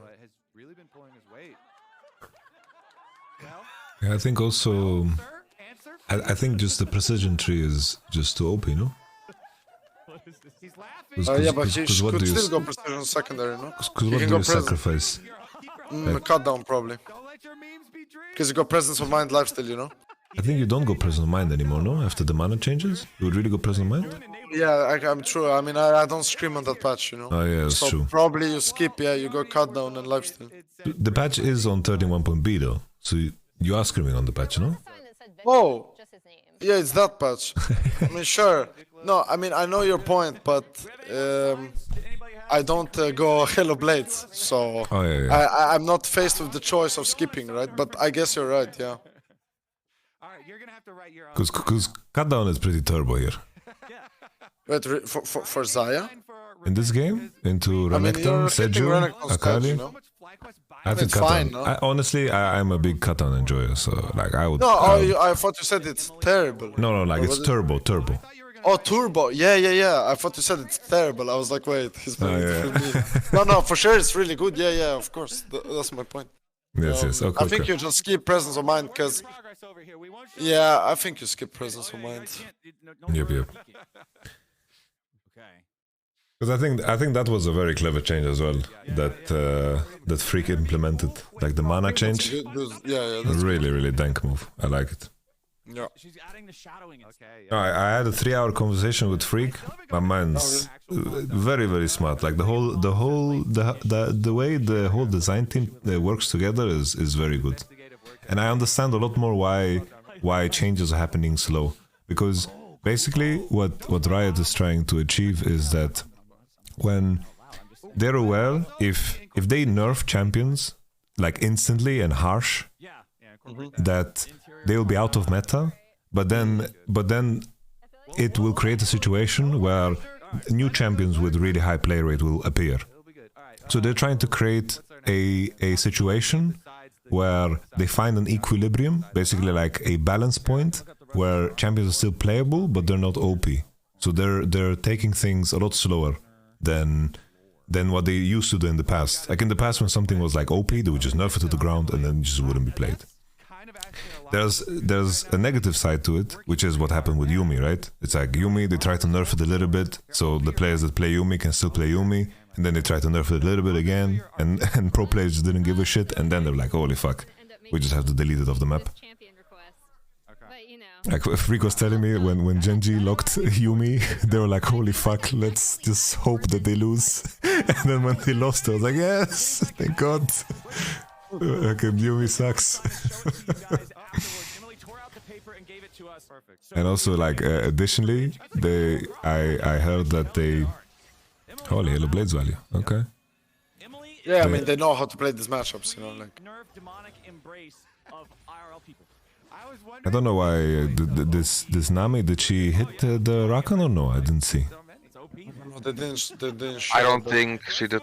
They probably lost control level 1 too, because the left side is a bit stronger level 1, so then for sure Zaya can pressure. Because it's just kind of weird there, because I think if Nami like doesn't trade with Zaya, pushes up and trades Drakan, her Drakan Wing forward, you lose a lot of HP for this, and I think... No, but I think it's just like Flacos had the first hit and control, so probably Immortals didn't expect... I mean, I would have to see what happened. But Yeah. Totally. Maokai invading, I've never seen this before. Well, I've seen the opposite in LPL. It's like the Sejuani invading the Maokai, not the other way around. That's crazy. Kenvi did for the ambition pathing, Raptors into bot side. Maybe Speaker thought that he will like... All the junglers are doing some crazy pathing, like Raptors into enemy, into blue, into back, into bot, into red, into there, like it's so crazy. He just wants to match no matter what and investigate, get information. Yeah, because he knows if he just spots Seju, his bot will win. Look at Exactly. Lucian's mana now. Yeah. And now the cheater, probably, okay, they tried to, but they couldn't. Now they can fake base. They could fake base here because they can fake base and then just hard push next wave. That's exactly what they're doing. Yeah. Oh, nice. And yeah. Oh, that's very nice. Now Good they shot. count like 8 seconds, and then you hard push next.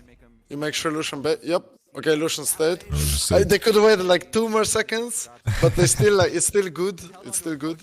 It could be like insane because Lucian would miss a full wave, which feels horrible, right? For sure, yeah. But this is still fine because Lucian still needs to base, and next wave is gonna slow push into Zaya still. She's still gonna combat, chilling. Yeah. I think also from the end of Maokai, he spotted Seju do Raptors, and like Seju, the odds of her like crossing into golems red is like very common. So in a case where he takes Seju's bot side, worst case scenario he spots the Seju do the camps, or best case scenario Seju is doing golems red and you just fucking start munching her camps. Yeah. Okay. Well, he can just hold this, can't he? Yep. Tactical, you're in a pickle. Yeah. He couldn't throw spells on the wave and push it on time under the turret? He could try because he had Cookie, but he just didn't want to pop it. But now he pops it now. And Marka is sprinting bot. I think you still pull this, no? You have 3 potions on Xayah, you just fucking freeze. I mean, maybe you don't need to pull, you can just insta-clear. Like, I think they are pulling, yeah. Look at the pings. Oh, Rakan is gonna stop base. Oh, that They're not would have been showing. crazy. Yeah, you can see. Oh, Healy would have stopped with his base. Oh, And then the game would just end. But I mean, they still hard push 1, so they're still like slowly getting ahead. But that's like the stupid part about Xayah Rakan. Like, first of all, you can abuse bases together and you can just blow all your spells on the wave, you know? Yeah, true. But I'm wondering, what is actually good into this combo on the new patch? Like what, like Ezreal Karma or what? Because I feel like this combo can survive into everything. I feel like you don't counter it in lane, you just counter it with your team comp. I think that's fair when it comes to Xayah for sure. In my mind, like I could just imagine like when a lot of the meta bot laners are out, I think when they're out, sure. it has to be OP. Yeah, for sure. Like Zeri Lulu for sure good against it. Like Caitlyn Varus Lux Ashe should be good, Caitlyn Lux should be good, but when that stuff is out, if you can play it into Lucian Nami and have Prio, then I feel like it's pretty good because it's For good sure, into yeah. every jungler. I feel like there's no jungler besides like what, Gragas and Maokai that are good into it. Yeah, maybe like Wukong has room to play. Yeah, but into Vi, like Vi is horrible. Yeah, Whoa, Vi is what the terrible. fuck? Damn. Oh my god, FF. I actually like the Hell of Blades. W together, you know, you for sure proc the snare. No, I mean, yeah, I can see it. I can see it. I like it. Okay, GG's. It's not an easy spot. GG's, guys. It's a star-studded lineup here. But he's done a really good job. GG's. Oh wow, okay. I mean, sure, that's fine, I guess. Oh yeah, Wait, wave this is fucking good. shit. Yeah. Oh, he fixed it. Okay. And no TP. Wait, don't. No, Yeah, not it's fine. so shit for Cardi. It's montage play. If anything though, it's like Azir burning flash maybe gives red side comp like some fighting chances on Herald. No, for sure. Because I think if they don't win on Herald, then they can just really FF. But Yeah. like they have best odds there with Seju, Renekton, and Akali to fight there. I'm a big Akali hater. I fucking hate this champ. Yeah. So many Oh, things you need to hate go. Akali? I think so many things need to go right for you in order to win. And I feel like so many things are really decided depending on what's happening around you. And I think Akali can't really impact it so well. No, for sure. She's too slow. Yeah. She's good if the game goes like slow and then she has a pop of team fight and then but that's not how the game. Like if Blades give 175 gold, then the game will not be slow because Yes. they're too OP. Like Blades are just too OP. I think they should reduce how much they give. Honestly. Yeah, I was surprised when they buffed it. It was kind of surprising. They're weird. That's weird. And they're a great company, of course, but. But also like a extra benefit is that Xayah doesn't need to go cleanse into Sedge, right? So she can play fully for lane Yep. in this game. Yeah, just keep pushing them out. Spica with But again, I think it's just weird that you pick full melee into Xayah Rakan. Like you literally pick the best, the thing it's best against. Really Why do you strange. not go like GP Victor? Like you wanna play Xayah into that for sure, man. Yeah, I thought they would just slam Azir on 4 and then if enemy goes mean, you Renek, can just also- fucking yeah, pick easily. Gnar on 5, you know, if you Yes, can't play GP, yeah. just... Yep, and you play more on sides for one. Like you don't let Xayah like get good formation. Yep. Sure, way better, yeah. I think Renekton is a good champ, but I think that I think it's so much worse when you blind pick it. But like, do they just really think that they're just gonna blind Renek and then get enough of an advantage by mid last pick or what? Like, what's their logic, you know? It's very strange, yeah. I don't know if a Blaze Olive is like some melee connoisseur player, I don't know. Not sure. Well, definitely they are just lining up the Prince montage in this game. Yeah, for sure, man. This is gonna be a quadra kill minimum. For sure. Like Kali can't even like what, so now she used ult, she's 1 level down, and what, like now you're useless for 2 minutes. Yep. He has to take a horrible base. So depressing. At least her fuck up doesn't cost them the Herald. Holy, are they actually gonna have a sniff on this? Holy, okay. It's a disaster. They just abandon. I mean, and Lucian They has to can't take play. their bases, Herald is gone, bot tower is already low in plates. Man. It's a disaster. Oh no, no, no. Oh, because Lucian isn't even playing cleanse, that's why he died to the gank. Shit. Plays Ignite for lane, but enemy manages to cheater on him, so then... Don't think it would have made a bit difference, no? What? I don't think it made a difference No, it if you wouldn't. have stance or not. I mean, he might leave the gank, but I'm just saying, right? You play Ignite and then you don't even win lane, so then what's the point? But But I I'm think wondering then, if, I think Nami had to go exhaust then maybe, you know? yeah, but it's so awkward, man, you know? Yeah. Because That's it's like not saying it doesn't you're make gonna- sense, that you're combo. never gonna exhaust the Xayah, like, cause she's not gonna play like that. That's true. You need to play heal to dodge things. But I'm curious, like, about this matchup on bot. I'm curious if Immortal just misplayed it, or... Because if you play Hello Blades and you're first in lane, it sounds pretty hard. I'm not sure about the state of Lucian Nami, I still think it's good, but I do like Xayah a lot on this patch.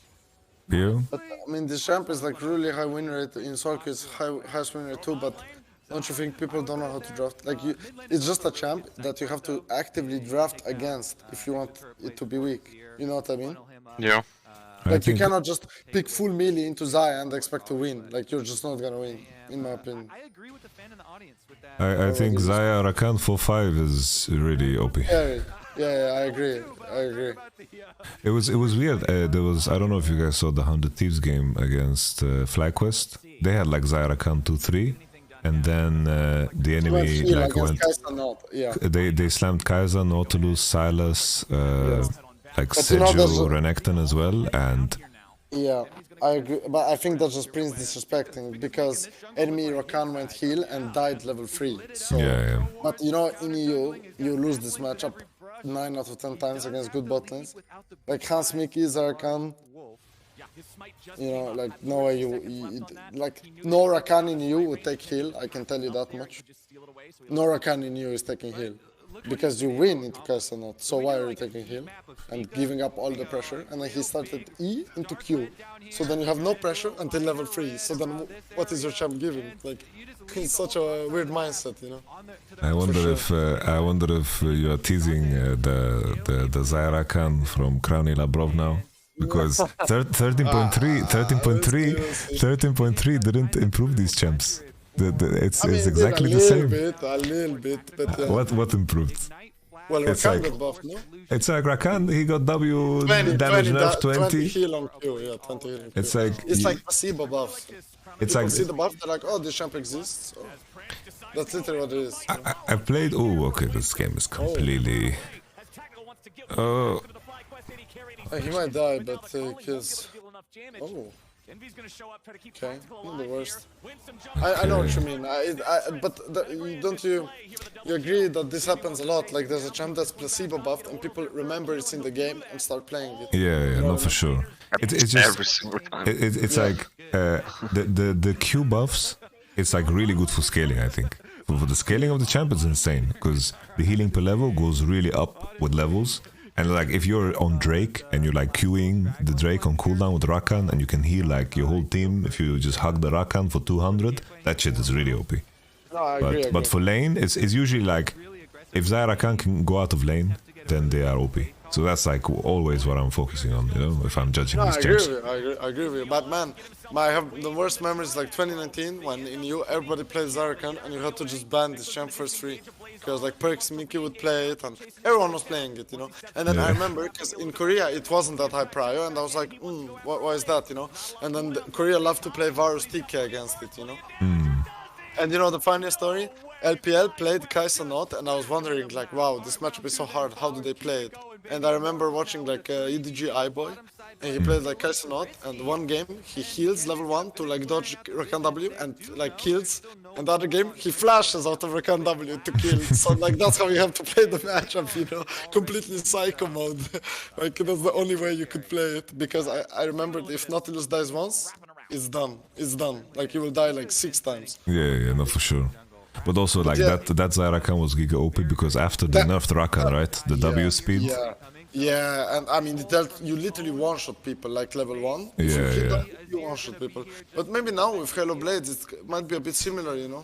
Because wasn't it even back then people played double Halo Blades on Zaya Rakan? Yes, for example, Teddy played, if you remember, Masaki played against Mickey and Perks when they played the Draven Mark. And Teddy they played like double Halo Blades and Teddy was winning trades. I remember watching Pro View, he was playing so well. You just play double Halo Blades just to win, like, because you know, people played Kate Morg, right? But if you actually play double Halo Blades, you could win the matchup. As Zaya, like you could win the matchup. Because I remember the whole bot lane meta was decided by how broken Halo Blades was. It's like they like reworked it so the cooldown would go down while in combat, and they made like the cooldown like 4 seconds or like 6 seconds, like something like extremely low. I think now it's like 8. Yeah, it was 8. I think it was 8, but it ticked in combat, you know. Yeah. That's very stupid. It was OP as hell. For sure, yeah. Alright, I'm gonna head home and stop because it's getting late and I need to go to apartment. Okay. No, it's nice. Always a pleasure, Crowny, yeah? I can join tomorrow if there's tomorrow. Of course. There's LCS here every day. You're always welcome. Okay, it was nice. Your homie. Take care. All the best, take care, man. Good luck this weekend. Bye. Okay, Chevy, baby. Now it's just the 2 of us. Yeah, the good times. How are you holding up? You alright? Yeah, I'm good. I miss you, my man. We always had good times. Now, you know, the TFT patch is never good. It's only good when we have good times. It's true. I was trying the TFT patch, but it's kind of boring. Yeah. There was nothing like... I want my imagination to go wild, you know? But nothing really... You need the Yordles back. Yes. For the Yordle King. Oh man. Now they give me these fucking dragon trainers. I like this build by Sejuani, by the way. Warmox Rush. I think Warmox Rush into Radiant is better than Radiant Rush. I think it makes sense after the changes to Radiant. Like Radiant is giving you more heal off of max HP. It's like 15% maximum health that you heal over, I think, 12 seconds now, instead of 9. Yeah, I think it's 12. I like this build way more. I think people and are on beginning 3, to realize... you can go Anathemas. Yeah. I think maybe, I guess it depends on what you play against, but I think like squeezing a little MR item or armor item is also not bad. On 3. Good Gilius. What do you think about Limit 2 extra rumor? I think Limit is legit, man. I think the guy got a bad rep in the community because he had to, like, he got completely fucked by BDS because BDS they just didn't know you couldn't have more than 3 former LEC players in your academy, so he just got benched and couldn't play. He got completely griefed, and then at one point BDS was so completely fucked. And they just wanted to move Erdot to the main team, and he just was forced to sub in at that point in time.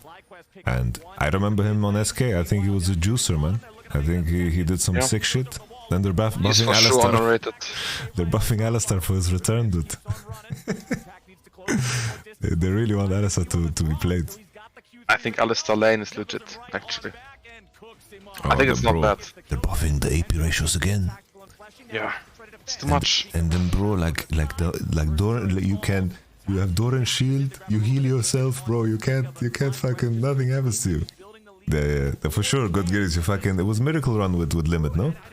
You guys were cooking. Gilius, if you want, you can join us as well. You're welcome. We have the triple, no Miracle. Oh, no Miracle was with Dreams. Oh yeah. No Miracle. Bro, I thought first she said no Miracle.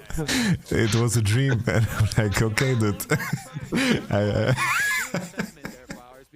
You're so fucking retarded. Shit.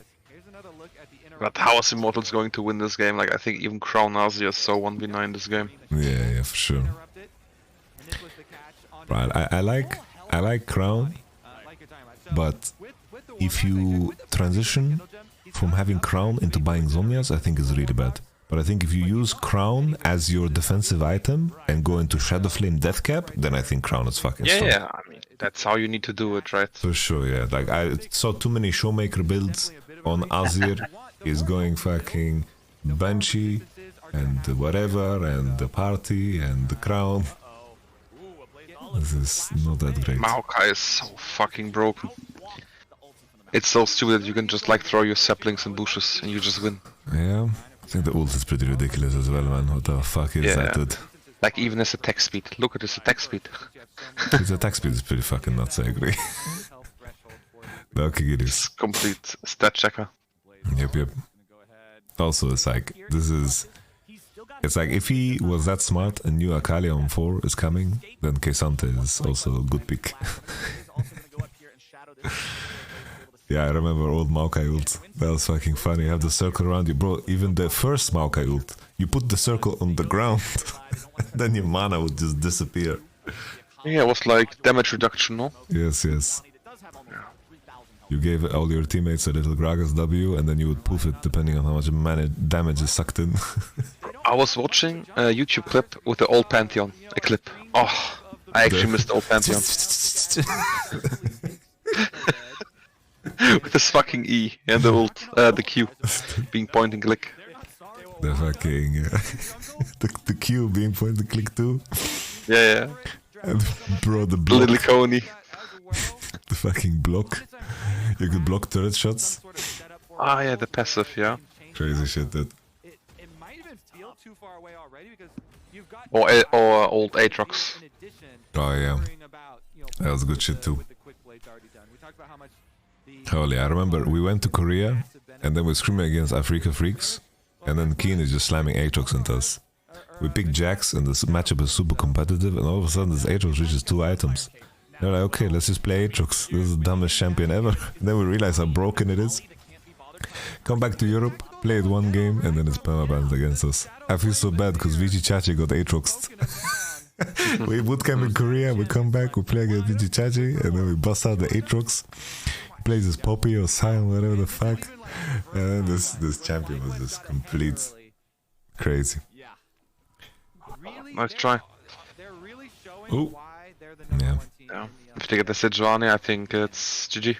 I mean, it's already rough, but yeah. Because we just got off of a game that was not very clean.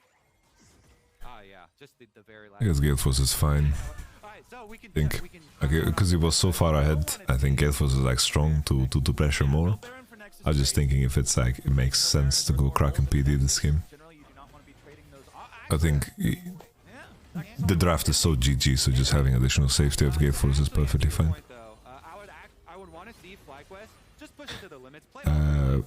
Gideus, they are playing the full group stage on 13.1.b, so there's no new patch.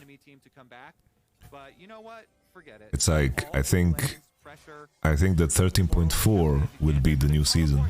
Holy shit, they're spitting on them, dude. Oy. GG. Yeah. Also have good formation.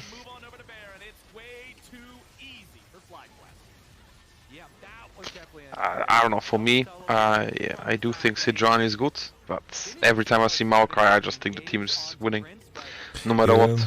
I think Sejuani requires you to really like be sharp, level 1, 2, 3. Requires you to be really sharp around like your ult timer and Rift Herald. Like if you don't secure Drake and Rift off of having Seju into Maokai, then you'll be very losing, I think. Yeah.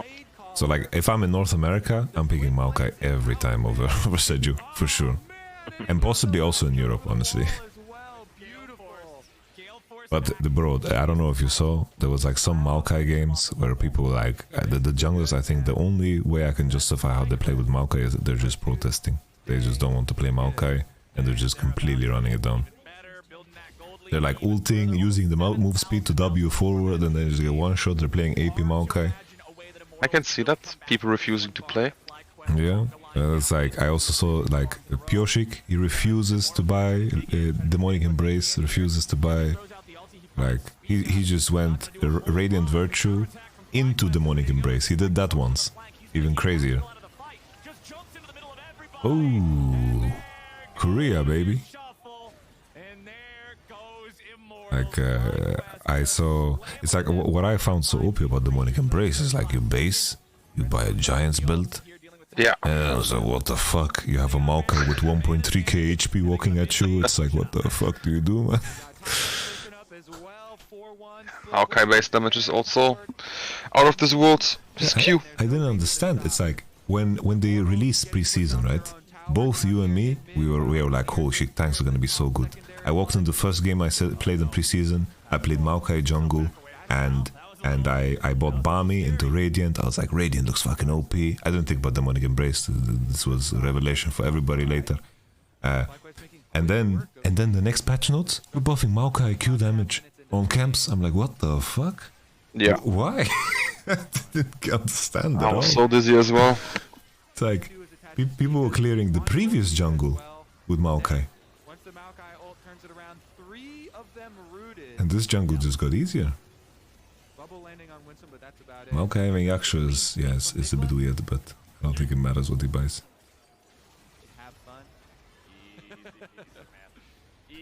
Oh, this is the year I want to have Rift Rivals. But I guess we'll have like a tank MSI. I hope I hope North America sends FlyQuest and C9. I think you don't want to send any other North American team. Even if C9 somehow gets third or fourth, I think still send them to MSI. The other teams are not gonna, like 100 teams at MSI, the way they play, they're gonna get eaten alive. Molested, yeah. For sure. EG maybe. EG maybe. I think Jojo is decent, but I think their bot lane will get eaten alive. I'm not so impressed by what's his name? FBI. Oh, hard to play. Look, they can't enter. There's a wall. Like 5 people. Yeah, 5 people getting bonked. Holy shit. Bro, I thought like I don't understand what they are doing to Azir on 13.4. I'm so confused. For me, it's not really enough. Competitively, I think it's a buff. If like they don't remove attack speed and the only nerf is the mana and the W cooldown by 1 second on earlier ranks, I don't really care about that. But I feel like that they're gonna revise it. I think if you want to nerf Azir, you should like nerf the Q cooldown early levels. Oh, I think the mana nerf is good. I think solo Q, his numbers will drop. Because, you know, like sure, you yeah. gank, you force the EQ and Azir suddenly no teeth until Lost Chapter, which is important.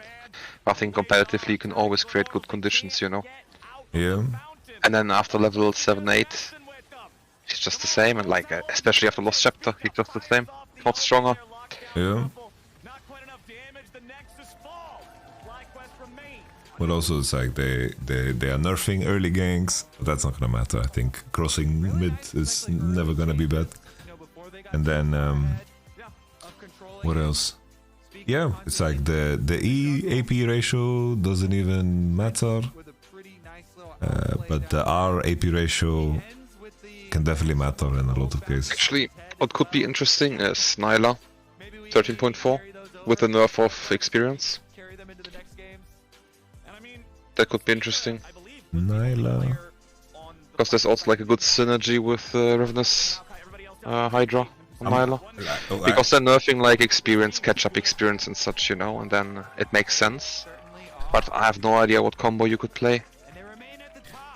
Yeah, I got intrigued by Nyla the moment. So basically, I had this conversation with Freak, right? And I was like, what do you think is hidden OP right now? He instantly answered Nyla. And like he actually mentioned Nyla Soraka. Like if you have a playable Nyla Soraka lane, if Soraka hits 1 Q, both champs are just full HP instant, and it's can even GG. see Nyla Karma also. Yeah. I was testing the Hydra on Nyla, and for some reason every instant counts as a hit.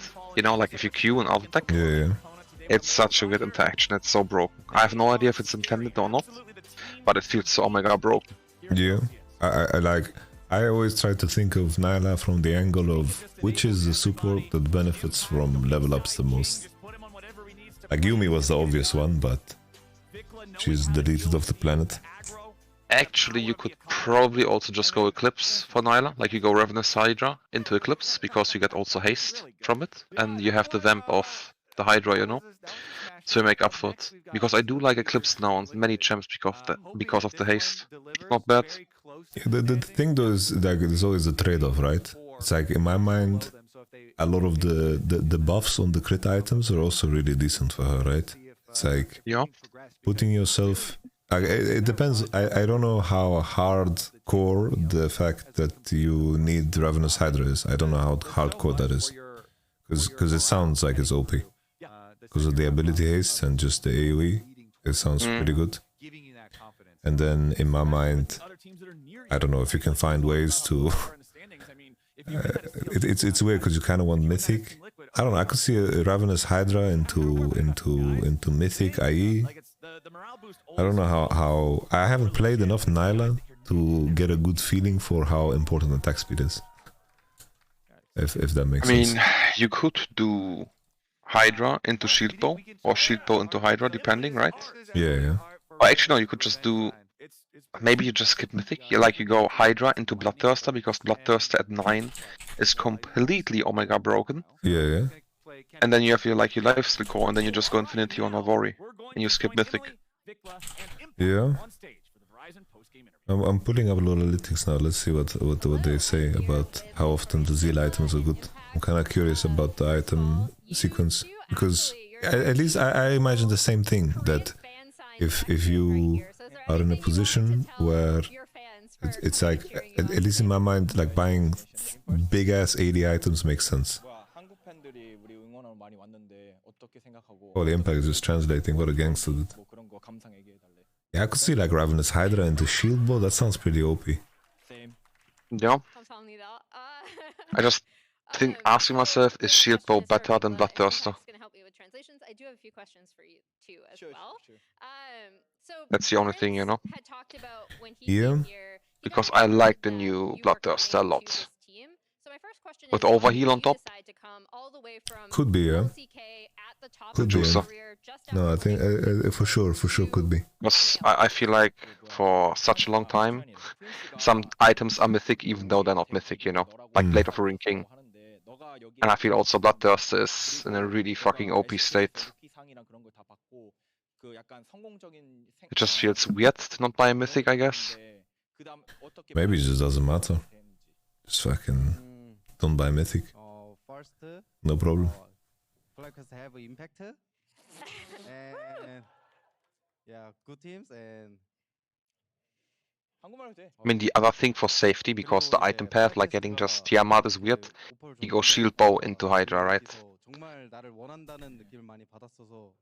That's also just the other way. Yeah. I would have to like play Nyla to understand how necessary attack speed is. Because I'm wondering if I'd imagine that people go Bloodline on this champion just to like overcap on lifesteal, but maybe you just go Alacrity if you go this BT route and you don't buy you have PD. to, I think. Yeah. I mean, you can give her a sniff. I think she's quite underrated. Yeah. Already now in this position and even before the patches. I was testing a bit in preseason. I think you can go attack speed rune, Alacrity, and then you just go Ravenous Hydra, Berserker Greaves, BT into, and then you can choose. Like if you want damage, you go IE. If you want to just survive, you go Shield Bow, right? But it's literally only because Hydra has such a weird interaction on her. Like you need to test it yourself and see it yourself, then you know what I mean, but it's so fucking odd. The big thing for me is Vikla, you've always been a very aggressive player over in the LCK. Oh, thank you, just told me that Double Lift made the call on Nash. It's just a deja vu of Worlds, that's crazy. Have not lost that aggression whatsoever. 이해했어? 너가 공격적 엄청. What else? What else is cooking in your mind, brother? Wait, can you? I don't know. What else? I had a really good Senna angle today in solo queue, and I picked it, and I had so much fun I with think it. fasting Senna is so... also so strong. I mean, if you look at next patch, there's the obvious combo Senna Cho'Gath. What are they doing to Cho'Gath? This Q damage buff? Base stats and the Q goes lower mana cost.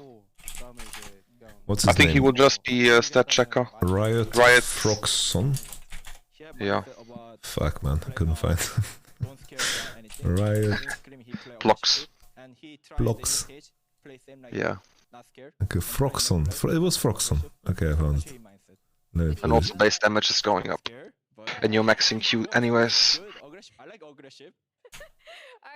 everyone give it up for Vikla and Impact for translating Okay. Q mana cost down by 10. That's decent. Q damage up 20. A return of Dr. Mark and Dr. Zale on the other side of the break. Hmm. And look at the Senna change, it's like all for fasting Senna. And I think Senna Cho'Gath is one of the most broken combos. Oh. Senna Maokai Wow, even you could that play, attack right? speed ratio thing is really big. Yeah. That is really big, actually. And Malphite is kinda weird because you cannot just blind pick him, right? Like if you have a good angle, he's good, and now he's just stronger. Yeah, I feel like that about a lot of the buffs. Like especially with the melee support champs, it's like they are not big enough for me to want to pick them in spots where I don't want to. Yeah. But in the cases where they're strong, they're just gonna be giga OP. Like the Braum change, it's like how would you ever like blind? It's like you want melees to be played, and then you're buffing Braum who fists every melee. Like, Even the Pike change, like they are buffing E, but if you pick Pike, you need to max W second anyways. You know, like if you I have thought the it angle for changed, no? himself. I thought all the people are maxing E after they reworked how the lethality scales on this champ. So you still need to do it. So it's a bit weird, you know, that they are doing that to Pike.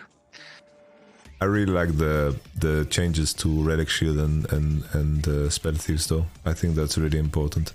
I didn't understand at all. But I don't know. Like I think the Spell Thieves nerf will hit like Lux, for example, right? But I think like Karma or Soraka, they don't really care. Nami You know? should matter because her W costs so much mana. That one will definitely be felt. But it's weird. Like here they say that Spectral Sickle and Spell Thieves has 50%, but I think on live Sickle actually has 25% mana regen. I have to check. I think maybe they just mentioned both because of the generation, you know, It's of the like, charges. Yeah, I'm right. It's 25% base on first one, but when it's upgraded, it's 100% again, which is weird. It's just an inconsistency. Because I thought they made it worse because they have adaptive force in mind. That's what I thought. But Spectral Sickle has 25% base mana regen, and that item's not going to be changed. But the upgraded version, like the last one, has the same. Like the Black Mist Scythe has 100, and then it catches up, and that's where it's going to be nerfed. By the way, if you're looking at the kill experience and kill comeback, that's why I think Nyla could be also eventually interesting. But it depends like what you can lane with, right? Because she's not so strong. If you have the right block stinging open, she's not strong on lane. She needs a strong laner. Or like a specific matchup to be picked in with a combo. And Nyla should be inflated in solo queue because people are not gonna blind pick the champions that are really good into her. Yeah. So it makes sense that in solo queue she is a lot better.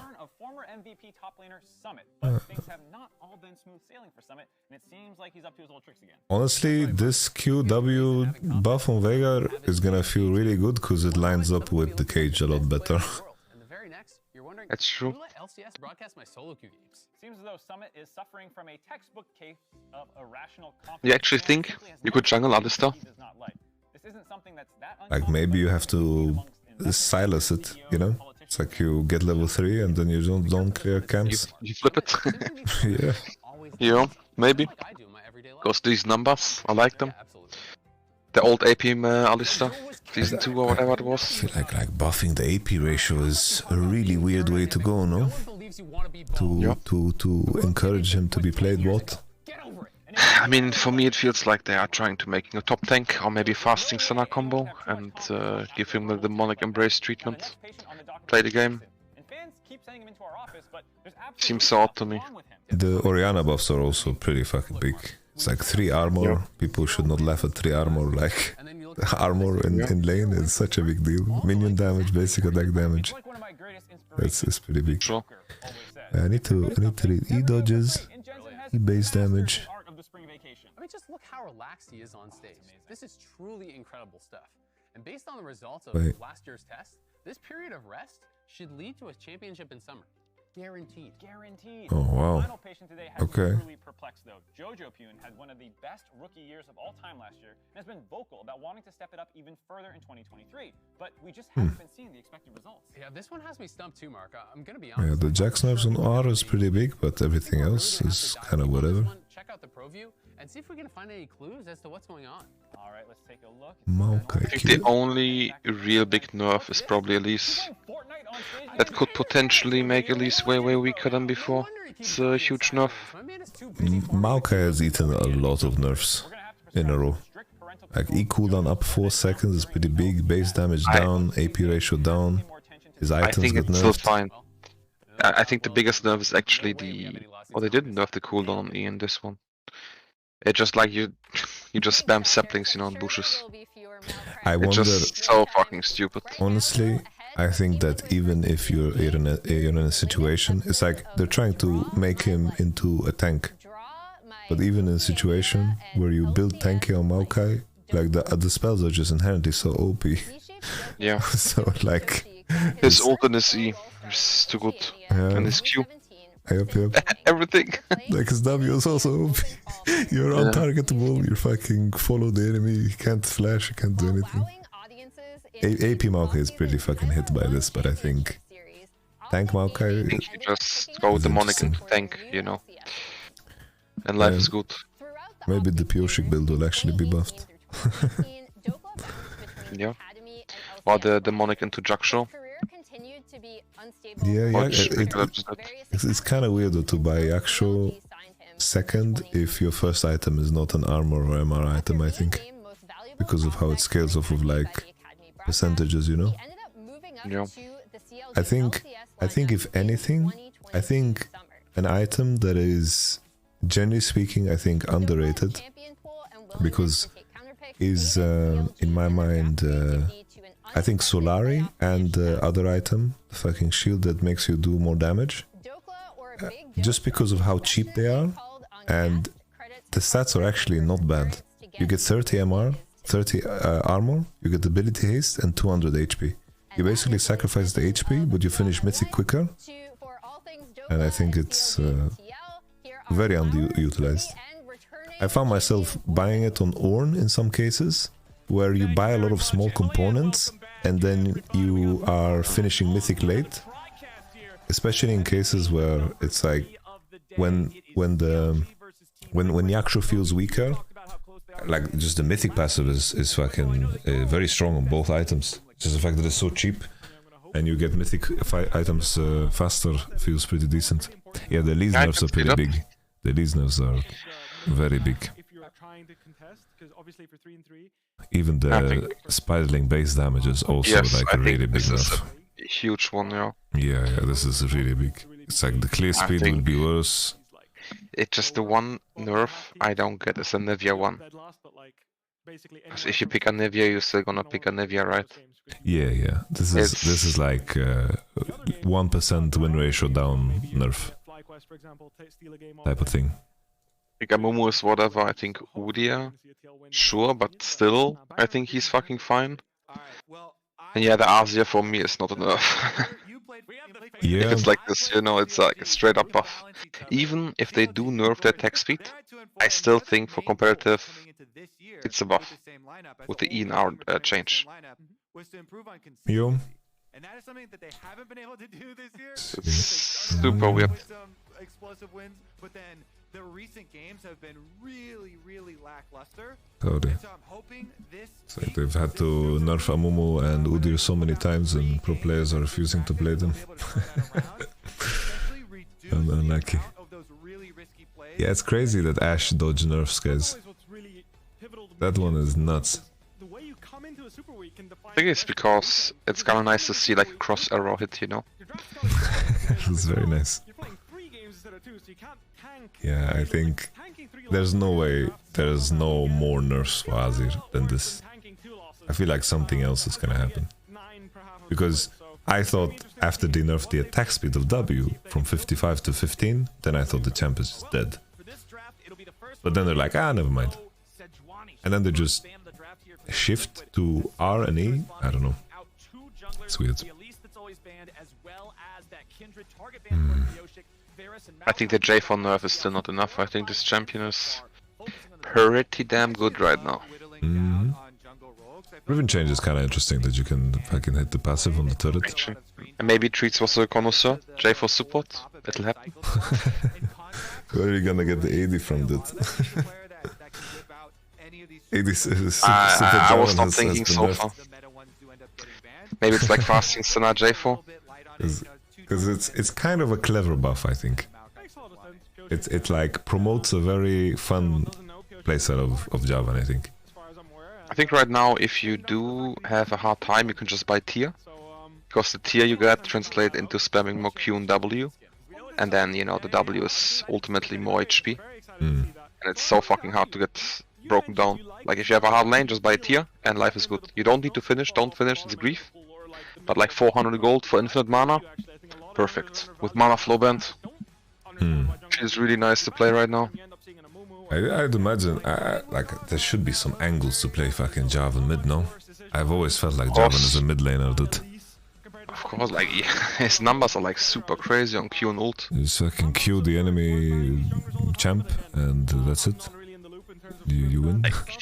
I think there are some games where you can be fucking greedy, go lethality, and just swiftly macro one target. That's it. And it's so hard to consistently flash his ult. It's like 2019 in spring. He was like he was all pro top laner, and he was like 1v9ing with fucking what's his name? Javan. Yeah. Okay, we have draft on, dude. They just slammed Kalista Vi into Ashe showing. That blue set is banning Maokai. Yeah, but I think they're just banning it because of how Pioshik is building it. For one game he went Radiant into Random Zoman. He's already preparing for the next patch, dude. Akali. I hate this champion. So we started off this game talking about the idea of having a good draft. I wonder, I think here, because enemy showed Kalista into your Ashe, you send Ashe AD. Even though I hate Ashe AD, I think Ashe AD is so useless. I think it's a lot worse, but I think if you send Ashe support and Varus is out, and you're gonna be playing like Jhin or some shit, and enemy has like Kalista Nautilus, I think that you're worse, in my mind. Yeah. I think here you invite like, you try to find an angle for yourself to play like Braum Ashe, you know? It's a very rare scenario where I think Ashe AD might be better. But I think you still go for the poke build. Yeah, I can see that, actually, yeah. We'll see. Especially because they're not banning supports, I think they are showing their hand that they want to yeah, have a flex. Yeah. Yeah. I want to see a little Ashe Braum. Crazy how bad TL have been to split. Like Summit is smurfing and running it down at the same time. It's crazy. I think CLG could on 4 GP, no? stops her from being able to hop as often. Because CL can't defend top and bot. Or like, you know, punish top and defend bot, I mean. I think people are sweating over Summer's lane phase. They are worried that he's gonna completely dominate. I would be very surprised if COG don't... I think... At least I think COG if are not COG smart does enough GP here, to not then... slam not. Yeah, but I think Team Liquid, they're like, I think Summit will pick GP then. Probably. He's gonna pick Renekton. Maybe. Oh, he's banned. Oh shit, okay. Let me do that in my favor. I think GP is so broken right now. Oh, Annie. I think Annie is not that great in the Ashe support. And it's great because Okay. Annie, the only thing Annie really struggles with is short range. So if you have it with a Kalista, you know, But I think any Kalista makes sense. I think also like any Caitlyn, for example. It's a good combo you can play any with. Like here COG need to hard contest bot bush level 1 and then I think they just flash on the enemies level 1 and try to kill them. Annie was hot fixed, so they walked a little bit. Wonder you wanna join us? Or are you sleeping? Extremely net positive, extremely powerful champion. Annie looks to be one of the best mid laners in terms of win rate in solo queue. Now, she's always a champion that wins a lot in solo queue, but what's really interesting about her is that, in my opinion, you can flex her around. So I wanted to bring this up. I think it's not a super easy to play Annie game, but I've ever played against when I blinded Gangplank. Any Kalista does sound really you're cool. right. You're right. It was really miserable. And he was kind of telegraphed though, TBH. Yeah. I don't know about the Thresh, Aurelia. though. This is a bit wild. That's a cocktail one. But I hate Aurelia. This is the biggest X Factor champion I've seen. I think it's like X Factor, but with a small X. You know, it's like it's not capital X, it's a small X. Yeah.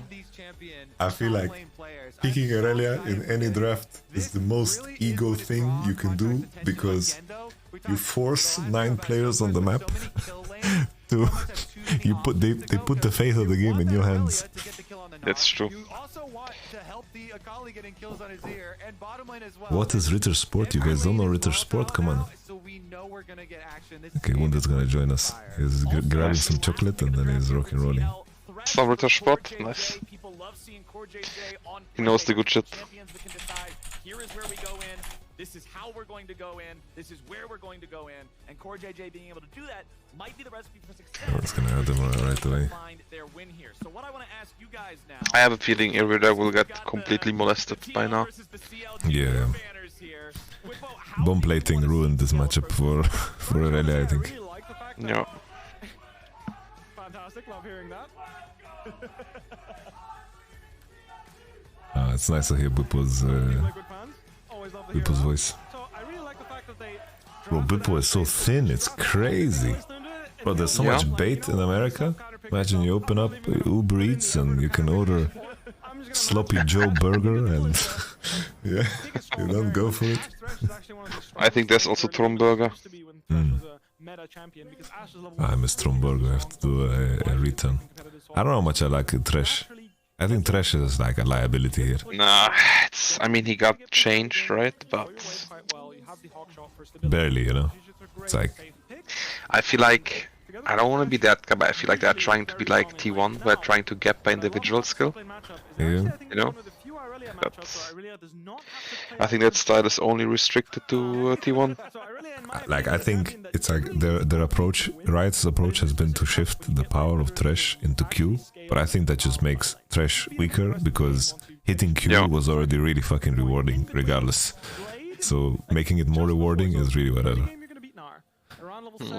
Like reducing the shield on W, it's like increasing AP scaling on Q and E with the souls. It's like, I don't really care. Do you like the blue smite of Graves? I think he should go green, no? I think blue smite is so fucking bait and competitive. I'm not gonna lie. I think it depends on the comp, but I think majority of times you just take green. Yeah. My issue with blue smite is that it's like you get your buff at 16-17 minutes, and already like having move speed is less relevant, you know? I like it when you're playing the jungler that needs to contest through side and you're not contesting through mid. Then I like it, you know? Yeah. I can see that, yeah. But that's like rare. I think I think here like Green Smite would be so good. He would walk around with the shield, has the tenacity if he gets engaged on, you know. He can build Tabi and Gore Drinker and be very bulky this game. I think it's really important to not be killable. I agree with you. I'm trying to make Grace work again. With Eclipse, I like it. Even though there's no Omnivamp. But the haste beats good. What's the timer? Yeah. Hello! It doesn't say hello. So rude. I said hello, I think it didn't pick up. Okay. 33, 34, 35, 36, 37, Oh shit, okay. Nice. 40. I'm a bit ahead. Like 3 seconds.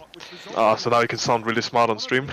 I think Graves should have made actually. Oh wait, yeah, I think Grace will go to try push. I think now we'll miss a W. What would a world champion do? I think killed Aurelia here.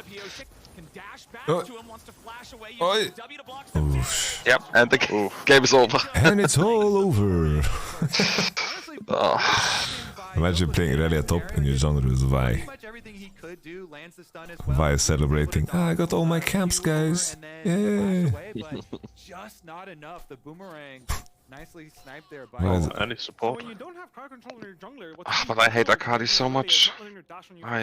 Instead of crowd control, we smoked her. Yeah, we smoked her. We smoke her out, and Akali is scrim champ. Yep. Everyone's fist fighting, and then Akali is getting kills, and then she looks really OP, doing montage and scrim. As much distance and getting away, and ends up dying to a nice snipe. Yeah, and that might be an adaptation, you know, thinking back to we don't want a 22 kill game on our head, so... I'm surprised that I thought they were gonna go Halo Blades on Kalista and just like burger flip all in level 1, just flash and just murder, you know? I think that's the only way you can play this thing. I think if Vi gets stopped here, I think it's GG. Glacial Annie sounds troll as fuck, no? This is what people play actually. This is what people play. Like, people, yeah, I think it's the most played one. You just go Shurelia. You go Shurelia and that's it. It's like you put a little slowdown with your R combo and your teddy bear can like latch on. I saw some like Rylai's first, but I think Shurelia first does make sense. Yeah, I also think Shurelia with the E. But I was thinking just Spellbook instead Glacial. I think if you I think you just go Electrocute. Yeah, Electrocute sounds fine too. Maybe, yeah.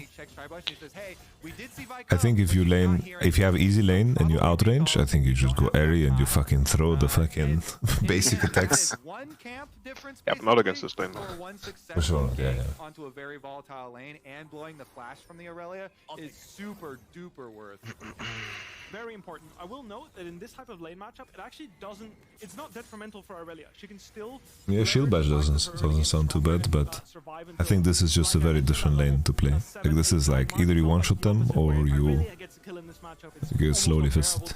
In my mind. So, not quite blowing open the game just yet, but definitely a step in the right direction for Gnar, which does get outscaled in the side lane and does not want to be facing the Blade Ruin King Aurelia.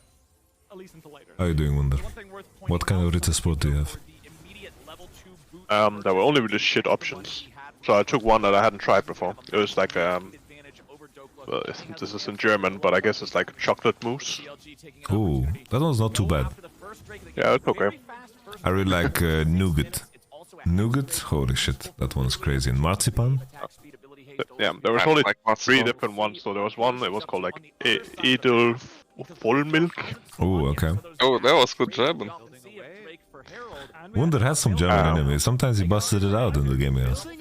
Yeah, true. And the other one was like, I don't know, it was like strawberry yogurt, some shit. You like that one? Can't dive? No, sorry, I was surprised by the... Oh, the strawberry yogurt. Damn! There was no way they dived this better. I don't know what they're smoking. I don't think they have enough damage because of Aurealia's W. Like, maybe they get a chunk. Before the sun connects, you actually don't have enough damage as the Gnar and Graves, and she'll start. Okay. Team Liquid finding ways to throw. So I'm actually kind of happy that they missed that. As much as Never it would mind. have been nice to chunk him at least, I'm worried that Aurelia would have had an angle. Yeah, you don't win this to your top side, I think. Hold the tower aggro because Graves and Gnar, early game, especially pre-6 Graves, his burst is good, but not great, right? He really doesn't In do that much NA, damage. it seems to not matter at all how strong like a top side is in preparation for Herald. It's like the stronger side like leashes it, and then it's like the moment like enemy support shows, they just like run away. They don't care like what champions they have. They just peace out. That they go over. Yeah, I mean, of course, if you're outnumbered, it's, you probably lose. Well, it's like there's like they like peace out before like the support or AD can interact. Just the fact that they are moving, it's like you need to be aware of the windows. It's like if you have a 15-20 second window to fight, it's like if you don't leverage that, it's like really, really bad for the game, especially when it comes to Herald. Right. I think that they don't. They can fight back, no? CLG wins. Kalista's kinda AFKing. Yeah, I don't know why the fuck she's not basic attacking. What was it? Kalista was completely trolling. That's crazy. Slowing Annie and staying out of W range as Boom tried to get the double stun. But Yeah, I mean, you would think when the hook lands on the Annie that Kalista should be like kinda happy to just auto attack, but maybe not. It's actually really interesting they were kiting up towards the river as a... Umi is the real carry, I guess. Love to see that. Always so enjoyable. Sorry, going off there. I love seeing pro players dodge like... What kind of a name is Poomy? Little sidestep. This is Poomy. Is it? Not an American name, honestly. Sucks to be really. Yeah, I mean, when you're like, if you can't get the all-in angle, you're just like slowly getting chunked. It's kind of bad, I guess. Like if you're ever in this situation, it's like really. I mean, I don't know. I mean, Aurelia doesn't scale as bad as it used to. But they do have the support roam It's probably hard to play into this team anyways, though. They have a lot of CC. I have the issue. I just don't know what the fuck you're supposed to buy on this jump. So you finish Blade and then you want every item at the same time. Yeah, I think the best I've seen is like either Shield Bow or Tank Mythic. Oh, Shield Bow, yeah. Shield Bow sounds nice. Did you actually like that the bot lane fully moved? I feel like Ashe can just stay and get 2 platings and they're happy. Even if they lose the Herald. I didn't even see what fucking happened in the sequence. I'm just surprised that bot lane is pushed for blue side and they... Yeah, and they just left. I think Ashe can just stay hit, get 2 platings, life is good. Get 2 more free waves. Still try to cross arrow. I think they were very surprised. Is life good actually, Shaves? Maybe. Maybe? I'm just curious. Find out soon. I think, what's it called? Yeah, it's the whole situation looks absurd. Yeah, I think it's griefed by them moving. I mean, they're just too late, right? Yeah. Yeah, and I think, look, if Ashe stays, because Kalista cannot re-enter, and I think they can't swap, I think they just gain more. Like the blue side, I mean. Yeah. I think also Herald right now is only worth it if you have actually pressure on platings, because the Herald got weaker, and then you would share with your jungle. Like, and I don't think Vi is like, Vi should get more gold. Well, So, I mean, you get 300 gold for killing Herald, though. XP is also kinda lit. Yeah, the XP is not bad. It's like you get like 2 plates worth of gold with XP and gold together from killing it, you know? Well, it's not bad, I think. Neutral objective number 2, though, transitioning off of topside Rift Herald. I think though, if you can threaten dive on bot, but here like Grave showed on Rift Herald, like if the enemy loses like the bot side camps and you threaten dive bot and you have to like base all and then like re-enter bot, then I think it's like really worth. But I think the issue was just Graves was hitting under the Herald, and I think if they hit bot, then maybe if Annie just doesn't show and Kalista's on the turret, that they just lose. Oh, Lantern! Arush! Oh shit! Well, that's crazy. Or JJ! Holy moly. Wow. It's a bit unfortunate. I mean, the thing with this top matchup actually is that because Nar is like a toppy rushed enjoyer, Aurelia actually has like windows to still win. Like she gets played, Nar's not on Triforce, it's kind of fine. chunk there by Summon. But it is so OP, dude. So the way that works is if you Yeah, really, it's kind of OP. Even with Trinity Force, I think with Blade you have odds.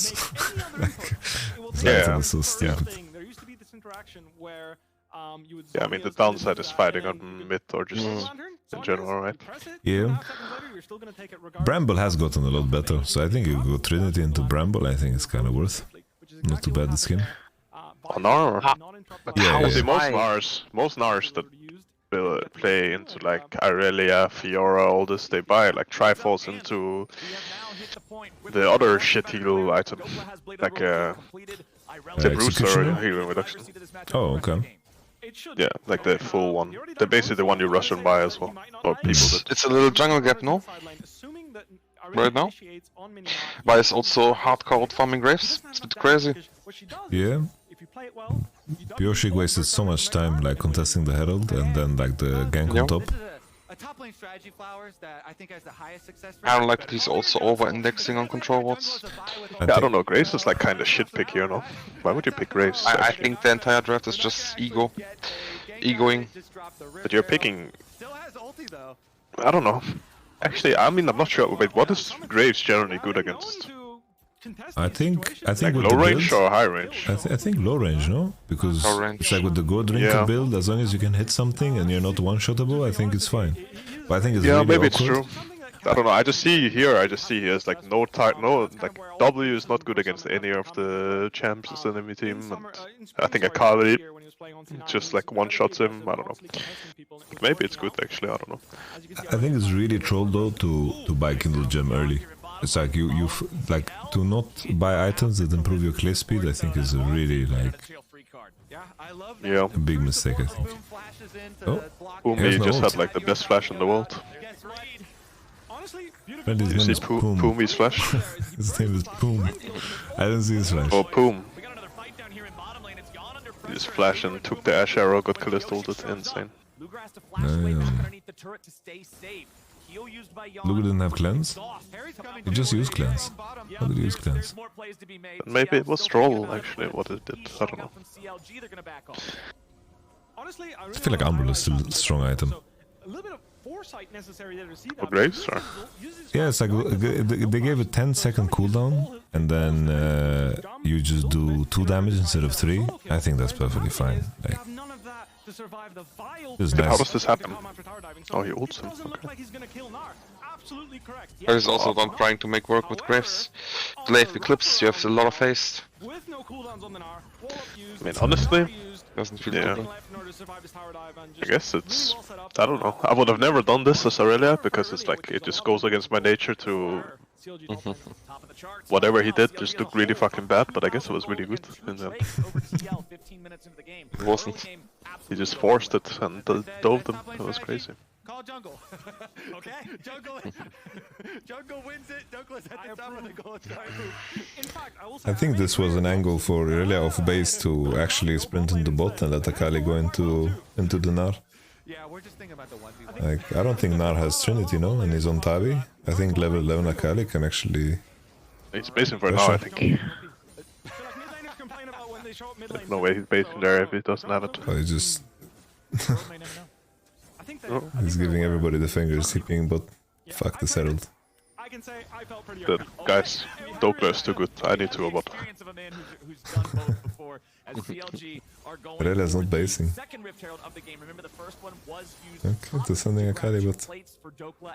Or not. Irelia push top, or... No? That's illegal? Or... What's happening? Why are they hitting the Herald together? I don't know. He's using our bot and Asha going into bot side and he's... Yeah, I thought... So dizzy. I thought after the midway they would just cross into bottom side, I guess, yeah. But I don't know what so smart. TL is doing either, honestly. Yeah, the fact that they... Like, Akali is allowed to catch the wave with Kalista and Annie showing, and Irelia showing on Drake, I think that's rough. Yeah, I feel like whatever happened here is like, yeah, I don't know. Reviewable? Totally reviewable, yeah. For sure, reviewable. I think it's just how the draft plays out. I also don't really understand the up the what you call Black Cleaver that early. I know it has good stats, but Wait, who? Why or? The Graves. The Graves, yeah. Oh, he rushed Black Cleaver? Yeah. What the fuck? It's Do people do that actually, or? I mean, Black Cleaver is fucking good stats, Oh, but damn. I think doesn't make sense against the enemy queue. Luga. Honestly, no meme. I think if you're playing Graves now and you want to buy Black Cleaver and Core Drinker, you just go double Caulfield's Warhammer and like longswords, just so you have a shit ton of AD, and then you start completing recipes. I guess maybe. Actually, Black Cleaver is probably fine. I don't actually know. I guess it's okay. He's tanky, yeah. I think he just go lethality. Swifty not for them. I think you're gonna get stunned by any or by anything, and you're gonna hate your life. Hey, what's going on the map? Like, how is this happening? Oh, it's GLG. They're too good. They're gonna kill the Asia as well now. No, I guess they're afraid of everyone else being there. This is what I talked about earlier with Summit, where it's like he's really playing on the edge there. He's like Asia will do negative damage. Crown. Morello. Do you think Asia is gonna finish Morello? I think he will. No, that's what I think he does. There pretty swiftly, and he lost his flash. Oh, man. Really unfortunate because right now Akali will base and go bot, and then they will dive on tier 1. Oh, never mind. I can see it, but they will just kill this Asia. Dukla grieves so hard. Holy shit. Diokla, what are you doing? Diokla. Diokla. That's crazy. Otherwise, CLG is going to keep abusing these side lanes. Diokla. On both of their split here with the melee assassin. Good by Team Liquid actually put a stop to it. Diokla. So Aurelia can't be quite so. Was it you that said Flash Eye? Yeah, it's Flash Eye. That name has really stuck for me. I really like Flash Eye. Holy, actually Graves got so much move speed from Black Cleaver. Do you like instantly stack it with one auto or what? I think the move speed is just one auto, yeah? Because it's like depending on how many stacks of armor pen you have on them. It's how much move speed you get. I don't know how Black Cleaver works, I'll be honest. I thought the move speed part, I thought it was just like like Triforce used to be just one auto, no? Yeah, it was but there was phage times. What's really interesting? Now it's like it's moved into the axe, the little axe, and I think you get move speed based off of how much shredding you've done. Many stacks, yeah. But I think here the movement speed is more from Blue Smite. Yeah, probably, yeah. Bitcoin to the moon? What's happening, Gilius? Is Bitcoin going to the moon? Send me some Bitcoin, Gilius. You're so rich, dude. Yeah. Oh shit, it is to the moon actually. And use your Bitcoin what's happening to Bitcoin? It went up by... Holy shit, 2%. By 2% to the moon. Bitcoin is the... Let's see. Honestly, the last 5 days, 12% is a juicer. That is to the moon. Oh really, 12%? Oh shit. Yeah, that is like... you know, we're...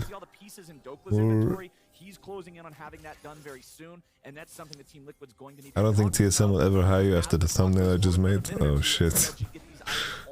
What did you do, dude? I'm missing out actually. I'm kinda excited, yeah. What's the previous game? Holy, Team Dignitas versus C9, that's actually a banger. Jensen versus old team. What's Armut? How's Armut doing? They are 0-6, dude. Oh. He hasn't won a single game in North America. Actually, he hasn't beaten a North American team ever. They got 3-0 by EG. It's true actually. That's crazy. How fucking sad is that? But he played Olaf like a lot of weeks ago. Maybe they did it Worlds, maybe 2021, they beat NA team, like C9 or something in their group. C9 Genji.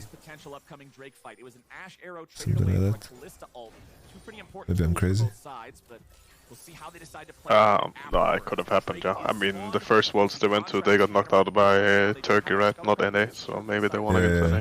But that was Armut knocking Mad Lions out. Oh yeah, actually that is true. And then he got recruited.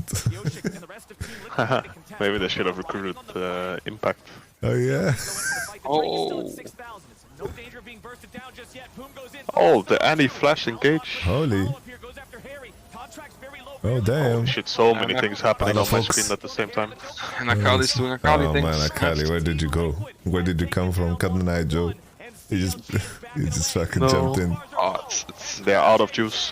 They're out of juice. Yeah, I've seen a Gnar go crazy. Holy fuck, Aurelia. Oh. Hello? Oh. The Hokla. Come on, with the Hokla. Oh, the Hokla. The Hokla, what are you doing to them? Jesus. Jesus. Some of this mad. Holy. Damn. Did he have shield bow? What? I saw him crit a couple of times. Yeah, shield bow. It was the Blade. crit. It's a shield boy, yes. Holy fuck. That's fucking even Nash that. as well, yeah. Oh! Holy shit. And they got Dretzky, dude. And they got Dretzky. I think TL is broken. Fucking the Hokla. Damn. Big dick hoax, man. Big At least dick Aria hoax. didn't finish Morello. God bless him. Maybe he can win. They got the Baron here, so before we review the last game, Can't win. they can actually get this and get out. 'Cause some Holy no. with Mega, all players Honestly, burned from the last fight. should have predicted TL lose because they have too many useless champs. They have Ashe, AD, Thresh, and Graves. Oh yeah, I think if you play Ashe, actually, you kind of just have to build like the fucking support build, though. Yeah. Like the more expensive build. You got like Ravenous Hydra into Yeah. CDI shoes into. Because I swear, like this Ashe, like, what does he actually do? Other than using his arrow. They're just trying Never to see this fight, actually. What is he doing? Moldy? Okay. Did less damage than if he had the other build, I think. It looked so losing. I'm telling you, it's full ego draft. Oh, Kalista had no ult. Bro, Luger is completely lost on the map. He doesn't know anything what's happening. He's just fucking... He hit Drake the whole fight. I think that the timing of the flash engage was very poor. I think they need to pull Cloud into like bottom side more, so Aurelia's position would actually be better. That crit on us here, 318. Damn. My stream froze. Yeah, my stream buffered as well. Actually, exact same time as well. You're watching on YouTube, or? Yeah. Oh, I'm back. Now we have Palafox montage. Oh shit, I just pressed live. Oh, okay. Damn. Wait, you're 24:50? Yes. 1, 2, 53, 54. Yes, perfect. Okay. Yeah, that's right. Holy Summit, dead on side. That's the story of his life in North America, it seems. Is he just getting like top gapped every single game, or? He was getting solo bowled by Tenacity. I guess this game was not too much of a... I'd say... This game was not on him, though. OJ is trying so hard. He's probably saying boys can win. Being a nice guy. I mean, it's not like completely over yet. They do have like...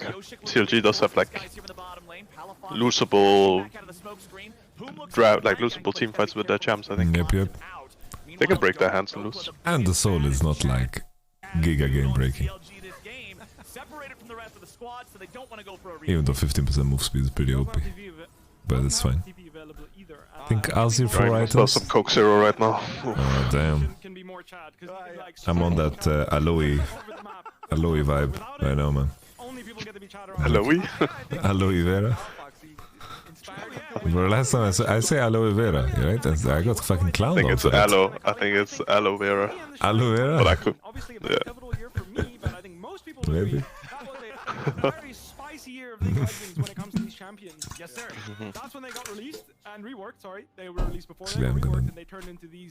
Well, I'll let you choose what you like. These. Mix my cocktail. On mechanical prowess. And, Cocktail. I have like this protein powder that already has the creatine mixed in. 5 grams. Takes the 2v1 kill. masterfully played out of Monobox, and obviously in the 1v3 earlier, managed to turn around. That sounds broken, actually. Really love it. Bro, there's this thing called Aftermath, and it also has the Vitargo carbs. Oh my lord, how does he survive that? Holy. Well, but if you have like a... Is it like in portions then? If it's like mixed in? Do you have like a small bag for every dose? What is it called, dosage? Basically, it's already mixed in, right? And I'm just gonna watch this fight 1 second. Oh, what a flay! He flayed R2 of Akali. That's crazy. They're broken. They're definitely not... Oh shit, the Yokla. Holy. Fucking Yokla. 1v9 Russian. But they don't... The issue is they don't actually have... They just don't have damage. No Like juice. this Arceer Shadow Flame and whatever this item is called. Yeah, and now saying I go Hullbreaker. See you on the side lane. Nice. I think my Xerax is probably his buy. No, he's going Hullbreaker. Because actually, he went the Crystal though. That's kind of weird. I guess he is going Sterex, yeah. Set. like, because Trinity and Sterex actually has synergy, because the Trinity buff actually counts as base AD, like Sterak used to do. Really? Yeah. Is it like the old days? I was about to say. It's like the old Sterax. So Sterak text specifically says that it's bonus AD, but the Trinity Force buff gives you higher bonus AD, so it double dips into Sterax. That is crazy. I feel like he should probably... I don't know, actually. Maybe he should... I don't know if I would go full tank or if I would go like anti-heal item. I don't actually know. Gillis, it's too funny that... Is that if you're born after 2000, you're not allowed to play Ashe? They don't know about the diagonal arrow. I just realized I've said this to so many ADs. I was trying to explain to Koa, like, you have to fire the arrow diagonally. You can't fire it straight because of the hitbox of the map. I think a lot of people have said this after support started to play Ashe. Probably, yeah. But I remember Koa looked at me, he's like, what the fuck are you saying, dude? I was just ahead of my time. I mean, there is truth to it. Take that extra couple seconds to allow your to be at least close enough for you to get that vision. Absolutely. Coach is going for a more damage option. So usually when you see the Bruiser Grave, they go Gordon or Cleavers. Yeah, at least the based Ashe build, he's going IE second, third. As the Baron gets started up. Oh, here we go. Is that based or? Yeah, IE on Ashe is actually really big DPS boost, but I don't think it will save him from the problem of this game. Oh, you mean instead of going Gunsor? Yeah. Oh, I think that's the TL win, no? Maybe, but they're just massaging everyone. Are you like ahead of me or what? Huge combo. They went through the choke point, dude. Shit, you cannot do that against the Meganar. Damn. And then us here. I think Pumi got this though. Oh, the Kalista. Like they're just gonna flash in combo? ult and Kalista's gonna ult him. Like, Vi is charging Q way too early. Psychopath. No, they're waiting this. They're calling 5k guys. Oh no, Pumi. Ooh, that was a... Is he going to get it?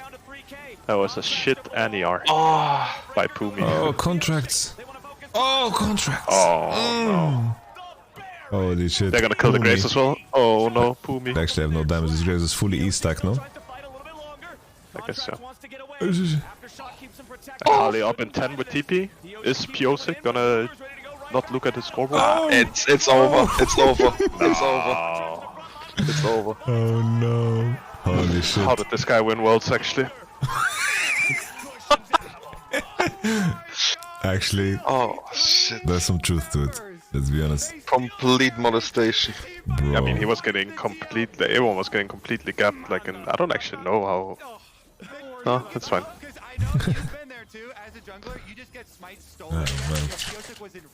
That is crazy, by the way. What a game. He was just mad. Yeah, you're just pissed. We're 3v5. Why is this guy in the pit next to me? How do you dare you see this on stage? I think inviting 50-50 with Piosik. Damn, Sterak's almost saved him. Oh, JJ is still trying, he's still talking. It's okay, guys. We will learn from this. Well, I mean, Coach J wanted. It was Coach J who built the team, right? I think they like pivoted, no? Because I remember there was some talks that they were rebuilding with Bippo as well, and then they like just went for a hard pivot. No, but that was like, that's what I heard. It was like Coach J getting like the full Korean speaking. Wait, they're speaking Korean, no? Yeah, yeah. Bro, I'm pretty sure Marin doesn't speak English. Yeah, I guess. I mean, I don't know if he wanted like these exact players, but I assume that your options are very limited if you want any residents, right, that speak Korean. Yeah, I mean, he probably, I don't know, maybe he wanted like Impact or something, since he's a rest or something. I guess that would make sense. Holy, that would be pretty broken, but yeah. Summit also seems like a... like on paper, if you're grabbing this guy after how he played in FPX. Oh yeah, I just mean that then you had you free up one more spot, right? But I guess... you need to import AD and mid, I think, if you're playing in North America. Yeah. And those are the slots where they have OS players. I mean, you're saying that, but CLG is full American, no? That's true, yeah. So maybe you don't need to import at all. True. Oh, there he is. Damonte.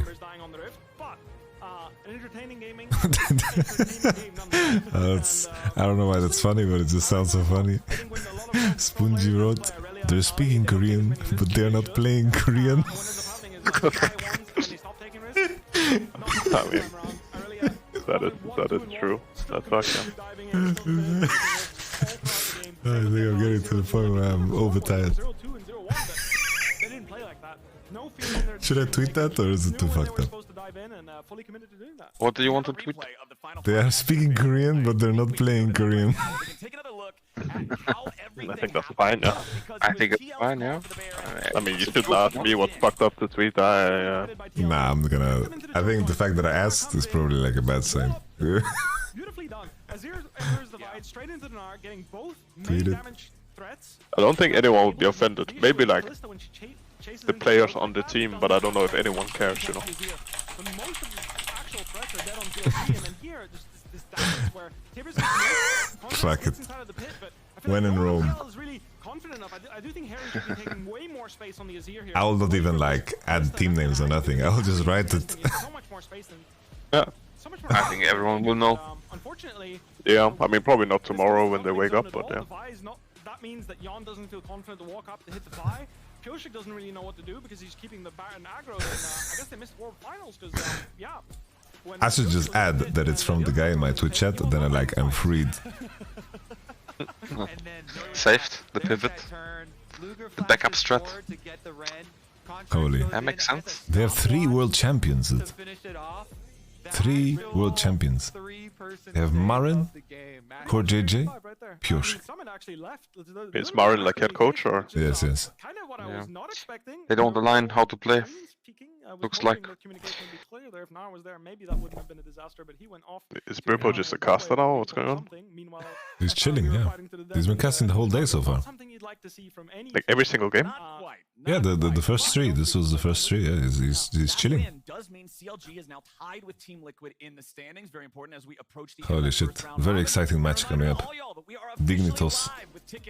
Then before Pioshik will get benched in mid jungle.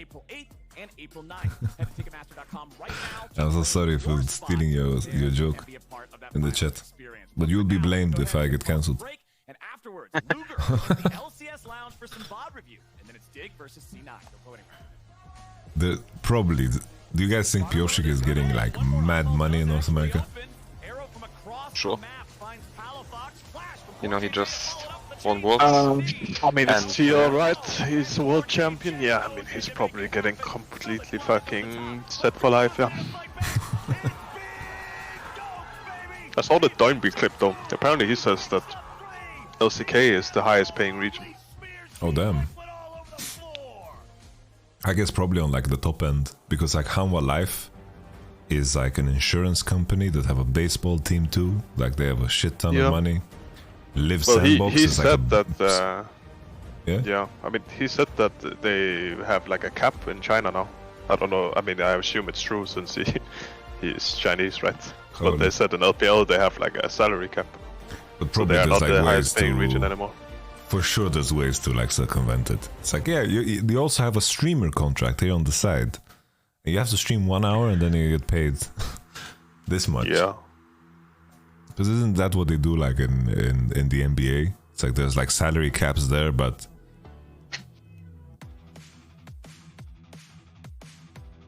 I think I will peace out now. It's a bit late. I wish you guys a wonderful time. Okay, brother. Bye bye. Take care. Take care, Shapes. Yeah. I have one more game in me. This Dignitas was a C9. Sure, yeah, I mean, who wants to watch the last game anyways? Yeah, that yeah. game sucks. Okay, did you see Kazi's tweet? Let's take a look. This guy is always fucking tweeting about poop or something. Humanoid gasped. What are you doing here, he asked, trembling in fear at the sudden intrusion. I'm here to punish you for your solo queue behavior, Yamato declared. What the why am I in this? What the fuck is that shit? Yamato declared, reaching into his backpack and taking out a pair of metal handcuffs. Oh no, Daddy Yamato, please don't handcuff me. I'm so scared, cried out Humanoid, shaking even harder, petrified. Bro, like... Cards is so weird, honestly. This guy is...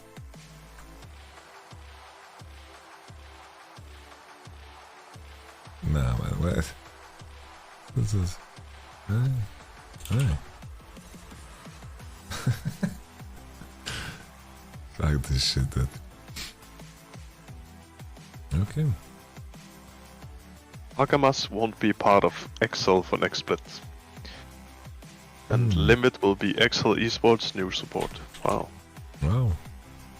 What Reddit, do you think Reddit about that one, detectives. what do you think about that one? It's a shame. It's a shame that Tagamas will not be a part of What a shame. Excel Esports. No. What a shame. What a shame. It's, Yeah. it's a really big shame, yeah. Going from winning... Actually, they only won Spring though. Yeah. What a shame. Crazy that they won Spring, actually. Like, that's still to this day is crazy to me. I think in Spring everyone was just really bad. Like... Well, it was new patch, right? Yeah. And actually, no, we won against them the first series, right? But then, like, they just had the first pick Ari every game. Yeah. We were gaslit into thinking Kaiser's a counter. Oh yeah. I forgot about Kaiser mid lane. But yeah, I mean, Caps was like, he was kind of smurfing it, I guess. Yeah, yeah. Now Caps is also fucking activated now, dude. Like, so broken. To the LCS lounge. So broken. It's really broken. Right here. We're gonna do a little overview first. So obviously I can only pick one. Only the Kalista that doesn't basic attack is gonna get reviews. First of all, we're gonna start here with Poom because Is that the guy or? Yes, yes. Yeah. So as soon as this happens, I'm pushing mid. yep. He's pushing mid. He is European, no? What goes through Is he? the team right here? Is he not? Like what are you guys saying right now? Is he French? I mean, there's a like red buff. There's a red He's buff, Turkish, so no? I'm kinda, like, Maybe? looking I for red have buff. no idea. I tried to Google Luger and it's a pistol. I feel like I've played against someone called Luger before. I mean, not like competitively, but just like Oh in yeah, general. he is from Turkey, you're right. Yeah, I could save him, but yeah, no. Well, it's actually good that you didn't, right? Okay. Because then Yeah, he played. Actually, he played like up until there we go. 2020 We're gonna in speed TCL. up into Damn. this kind of Baron setup, right? Was he ever like Yep. at international tournaments? Maybe he wasn't. I don't know. And I don't think he was, because I don't think any of these teams were. Maybe Fenerbahce was at the international event? Going in, right? So talk me through like They could have been, what yeah. you guys are saying during this play. Honestly, this fight is kind of hard for us. If you, I mean, they have number advantage, but I think. I guess my statement was wrong. Like they did actually import a player in CLG as well. that's win for me. And if Azir Checkmate, don't dude. focus me, even here after this play, Yeah. I think they got like. I guess the European imports are just a little bit better than the Korean ones, though. And True. I mean, we have any up right now, so I will as well. So I mean, if any flash Ali, to someone, and imagine we can kill EU if we someone, could we can play keep slowly all of here these and- players. Actually, someone in I was watching it. I was like looking through the stream. Someone in the chat is like, "Why are they filming the screen? It's so irritating." Kinda true though, no? Like, can't they just like segue into like Like cut into it. yeah, cut into the screen? I don't know. Also, Emily's camera control needs some work here. What's going on? Yeah, she should probably remove the scoreboard for one. Looking around. Her camera control is mental. This is actually the play, because obviously you said you could have. Oh no. Oh my god. You used your ult before, but then you save it for here, and it's actually. Bro, I learned all the bindings to make it a smooth experience to watch. I even do like you can hold like the num, you know, like the scroll on the mouse. You can like press it, and then it's like it moves the camera with Like your a mouse. spectator kind of thing. Yeah, no? yeah. Instead of It's like smooth, you know? pretty much, yeah. Instead of like moving to the edges to move, because then it gets like choppy, right? Like Yeah. if you play, like, I do like the Unfortunately, that's all the time I have. Yeah, it's like when they follow the arrow. yes, exactly, yeah. Yeah. Congrats on the win. I gotta ask. We almost had a handshake moment. I have the stream muted though. I should probably unmute, I guess, if you are Okay. watching it. Let's listen to what he says. Pick up a win. What was the stress like coming into this week? Who wins, McGregor or Chandler? Honestly, McGregor is... Bro, how funny is it? It's like you can be in the UFC and everyone gets drug tested, and then you just not get drug tested for 1.5 years, and then just get tested 6 months before the fight. And then it's like, doesn't matter. And I think Conor McGregor has completely taken the best steroids on the market. He's eating liver. Like, he's Liver growing. King or Liver King? Yeah, like if you see, have you seen the pictures? Conor I McGregor. mean, I heard he was like taking some sick shit, but I have not seen the pictures. No. Bro, it's like everything on him has just gotten bigger. His head is big, everything's bigger. I mean, I don't follow too much, but I heard that like some people told me that he wanted to fight in like did he want to fight in like multiple divisions or? I think he's just going up in weight. I mean, Let me pull up a good picture of him right now. I guess I need to go for Low's team. Yeah, I need to find his Should probably Instagram. just write Conor McGregor steroid, no? Probably, yeah. I saw him on More Plates, More Dates. I don't know if you know this YouTube channel. Yeah. I want to ask you about what we have up on the screen over there. So you said you Yeah, saw I've seen this, some you of did this those at the top of videos. the day when you had FBI.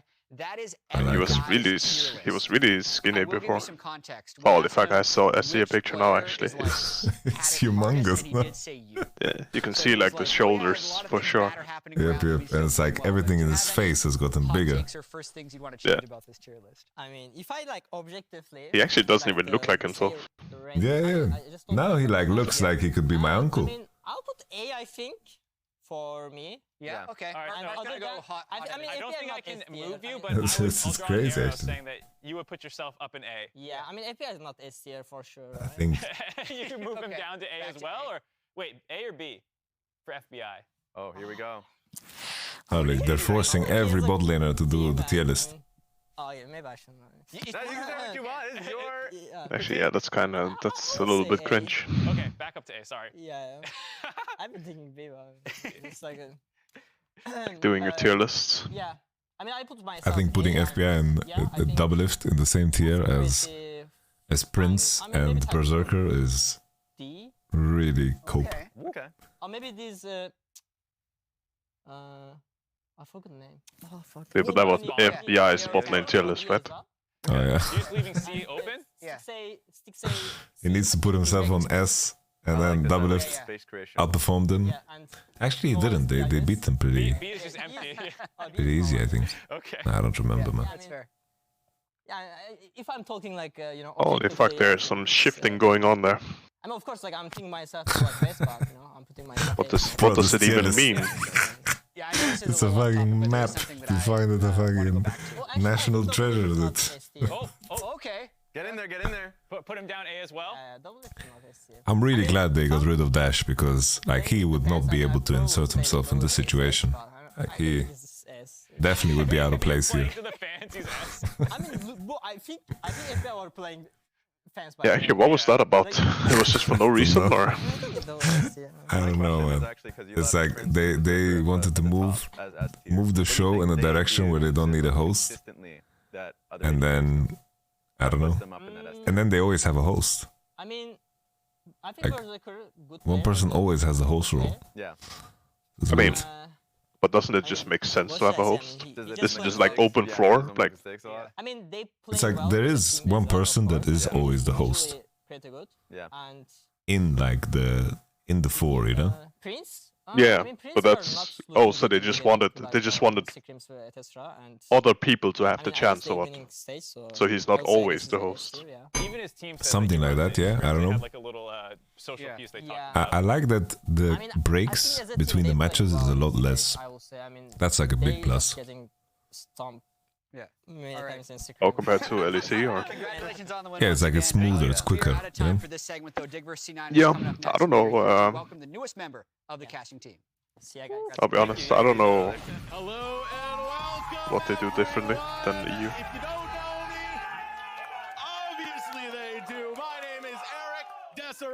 Wait, who's this? Who's this? The Karuks. Decaruks. I need to Google him. Decaruks. I'm doing great, man. I'm happy to have you here. I gotta say, Yeah, let's see his Twitter followers. All the academy guys show up, cheer each other We on. just judge him on his Twitter followers. 900? Who is this random? Oh my. He's 900 following shit. more people than he has followers? That's crazy. Bro, someone in chat wrote freak on steroids. This one definitely on paper looking like it is going to be a big mismatch, you know, for Dignitas, you know, down at the bottom of the table, still searching for their first win. All right. Cloud9 obviously has First been win. looking quite good, but the ring Can Dignitas do it? and that could change things up potentially for Dignitas. That's what I'm going to be wondering right now. Jensen versus his old team. Weeks for Dignitas have been quite painful as they try and like get their identity. Bro, the body language of Spawn. So now that he's here, He's trying to survive. He's trying to behold. Yeah, absolutely. And what sort of Duplex finally changed his haircut so he looks less like Sneaky. Wait, I was about to say this guy looks like Sneaky like a lot, no? Yes.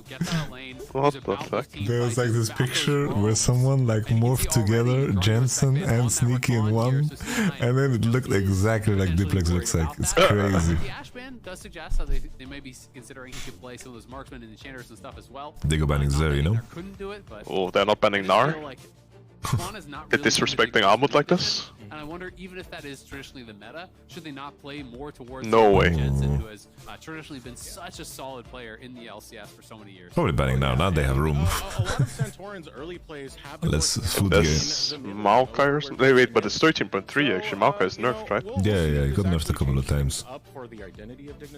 Still looks strong, to be honest. Okay, still like first pick or?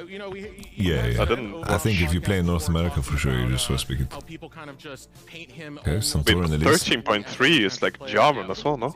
Yeah. Javan is cracked, yeah. Yeah, absolutely. I mean, a lot Maybe of you just fucking invite the Nar and pick Javan into it. are better as a response pick and not a blind, so we'll see if No one has the balls to. Yeah.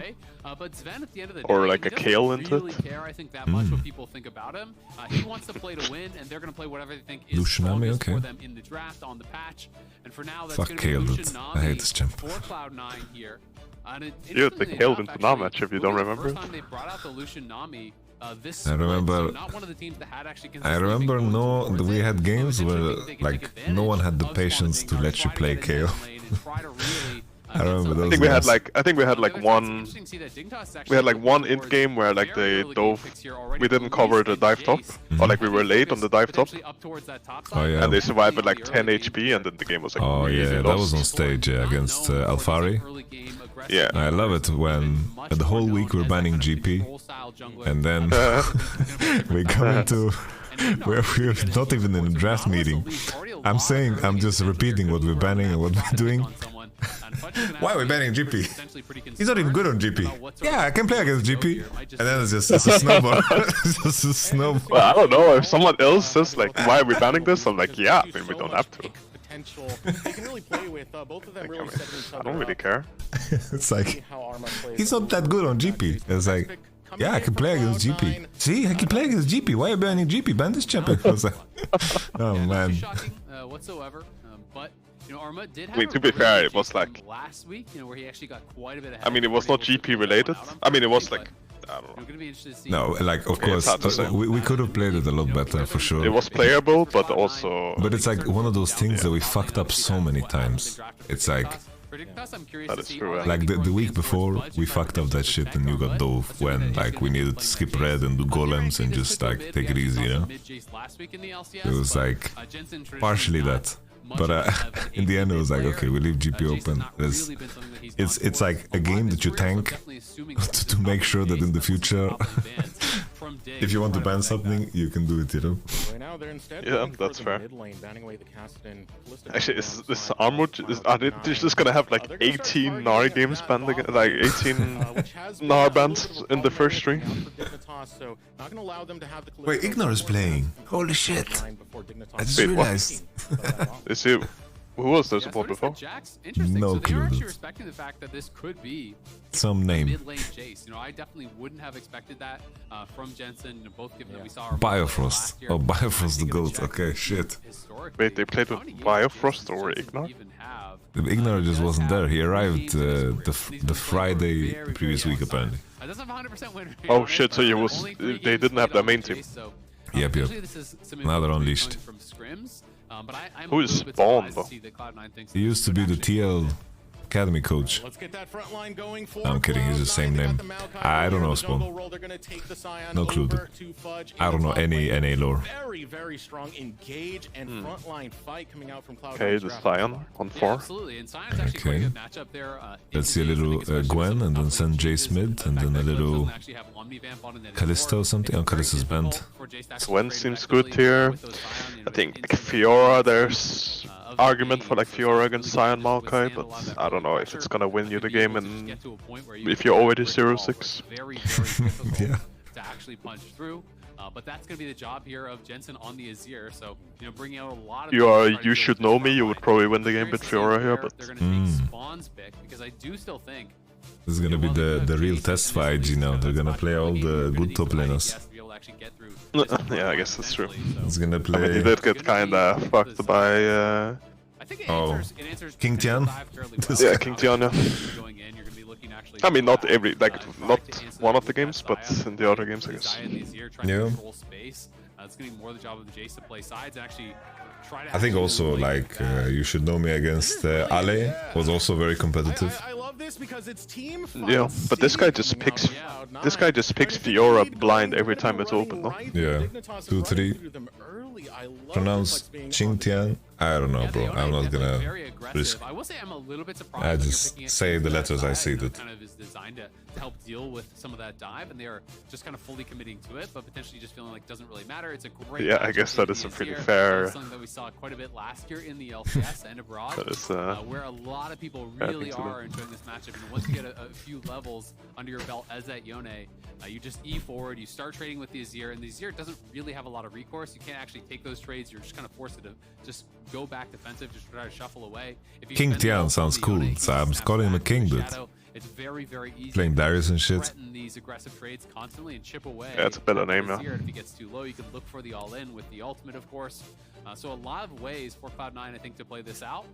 But at the end of the day, a lot of pressure here on Berserker and Zven to have a pretty good early stage of the game, because that is really where most of the consistent damage is going to come from in this composition is Berserker.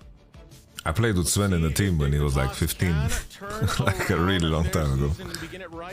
Wait, what team was that? He was actually the first AD of Team Solo MapD. Really? Yeah, and we played with this guy called Hawkton. Did you ever, do you remember Hawkton? Yeah, I know who Hawkton is. He was so He's the guy who played for... He played with a weird team, right? Like grasshoppers or some shit. Game hoppers. What was it called? I mean, he was Danish. I mean, I remember him. Yeah, I played against him as well, I think. But at the same time, He was really good, but he just had like, I don't know, it's just weird mental. And have no punishment, so they're actually pathing 3-man top. They're going to walk Santorin in at the same time as Ignar. Okay, Santorin East top maybe? Alright, one place to attack. Ignar's going to spot out Fudge right here, but Ward... Grasshoppers is a Swiss football team? That's Game Hoppers was the name of the team. It's Game Hoppers. They had a jungle called Broto. Mr. Rales was also the AD there. Is Elise just 3-camping and coming straight top? You know, am I actually vulnerable for... And I think their support was this guy called Mixa that would just say, nice! Like every mic check was, nice! Yeah, I think I played against him and he was like on... could have some knock-on I think he was on Roughnecks or something. Was it what that? I don't remember the name of it. Cooler Master? But shouldn't honestly be too much. It's probably just a Q and maybe one auto. Cooler Master. Now, what about the oh shit, Armut. Here, right? You were talking about Santorin. Wow. At least playing a little bit more to the team. Well, I've been feeling like at least a lot of the tape I've seen on Santorin this season, it has been creative early plays towards his solo lanes. Should we expect him to be seeing... Holy, Santorin's clear is really inefficient. That was a weird look. Like they would die, all the minions would die to one more auto and it just W's them. Gank, gank, gank, gank. If the ganks work, you keep ganking. If the ganks don't work... Santorin is kinda old, right? Yeah, he's leashing the red, his spiderlings died. When you don't take damage, there's a leads. Yeah, all that good stuff. I mean, that's the thing, though. Okay. The bot lane has been... I respect the Armut though, like 06 down pick Jace. I can respect it. I like it too. Down here. I mean, Ignar is that big change, so you do have someone to give you some sort of... Marek Brazda loves Armut Jace. Here into the bottom lane. Oh yeah. Yeah, absolutely. They knew that he's starting on that bot Wait, what the fuck? He just on that. They know that he's going to be clearing towards top. I guess it was smart. I was just thinking like he did red, but then he dodged red vision, you know. But I guess it makes sense because maybe they think he's staying bot side now. But it just seems so weird that he was doing red on vision, and then like he, after doing Crocs, he like dodged red, you know. Do they even kill? Ah, yeah, they do for sure. I think so, yeah. These tanks. Holy moly. Okay, the Lee CE was like 80 years old, but... But this is one of the benefits of playing Sion. He got almost the entire wave there. He's gonna miss, you know, 1 or 2 range minions, maybe, but maybe not. Armut is staying. Basically, all the XP got most He's gonna get cancelled though. Of course, you never want to be dying under the tower. For sure, I face check this and chase him he's gonna be in a to. much better position than most other tanks would be. And now, really, all he has to be able to do is actually survive until he can hit 6, and you can use that ultimate as kind of that pseudo teleport. But this is that difficulty. Would you play Prowler's Claw Sion in competitive? If the game asks for it? I mean, what does that mean, if the game asks for it? Like if like just going tank is like completely grief. Like let's say... Like I first picked Sion and then I realized that my team just has like complete shit comp. So I just have to split push with Brutality Sion? Yeah, I would probably do it then. But I think I would never pick Sion in the first place if it like required me to. That's fair, yeah. That's fair, yeah. That makes sense. Oh shit! Flashes away to safety. Ignar trying for an engage, but couldn't win out from the Dignitas bot lane. I love this for Dignitas. That is huge overall. Fudge is going to be in such a tough spot now. You know, when he realized, okay, Elise is behind me, there's nothing I can do to actually survive. So I think I would be more likely to go Lethality Sion if like I was playing a game and I noticed that the enemy top is like really trolling. And I'm like killing him solo. Just base on like a Dirk. I guess I could do that. Yeah, I was playing against this Quinn, and I managed to solo kill Quinn somehow with Dawn Shield Sion. Like he like E'd under my turret, and I cancelled his E. He just did like way too late, you know. And he died, and I was like, I'm gonna fucking serrate the Dirk him, because he has no flash, and I'm gonna one-shot him. I notice you have eyes on the solo lanes right now, Zale. Yeah, absolutely. And then you lost the game, right? Yes. I lost the game. I got 2 tier 2s and I was very strong. It's like one of those Sion games where no matter what I bought, it wouldn't matter. Yeah. So it's kind of the tale of two lanes here. It's about the solos getting those leads for Dig, but it is about that 2v2 falling behind. You know, Blabber has just been comfortably farming away, so he's... Let's see if YamatoCannon can convert. And we'll see what he can get done with that. Because for him, you know, his job is mostly to try to answer the ganks, you know, try to protect his lanes, especially now that his bot lane Armut at the poker table, I think that's where he's in his element. Extending that advantage. So yeah, that's probably why he's not doing. They're not doing too well. Yes. They do not condone the gambling. Right now, Santorin's not too far off. Blabber holds a lot of control, especially once he hits. We have the reverse Jace case. He's smurfing early. It's gonna be problems. Yeah, but NA is doing like the same thing they did the other years, right? Where like 8 teams make playoffs. Yes, yes. So they can still make it. I mean, they're 06, but it's not like the end of the world. If they have their main roster now, they get like a win against Cloud9. It's not looking too bad, no? Yeah. I think like just the mental boost of having your main guy back and then winning a game. I think that's already like value. And it's a super week this week, right? So. Yep.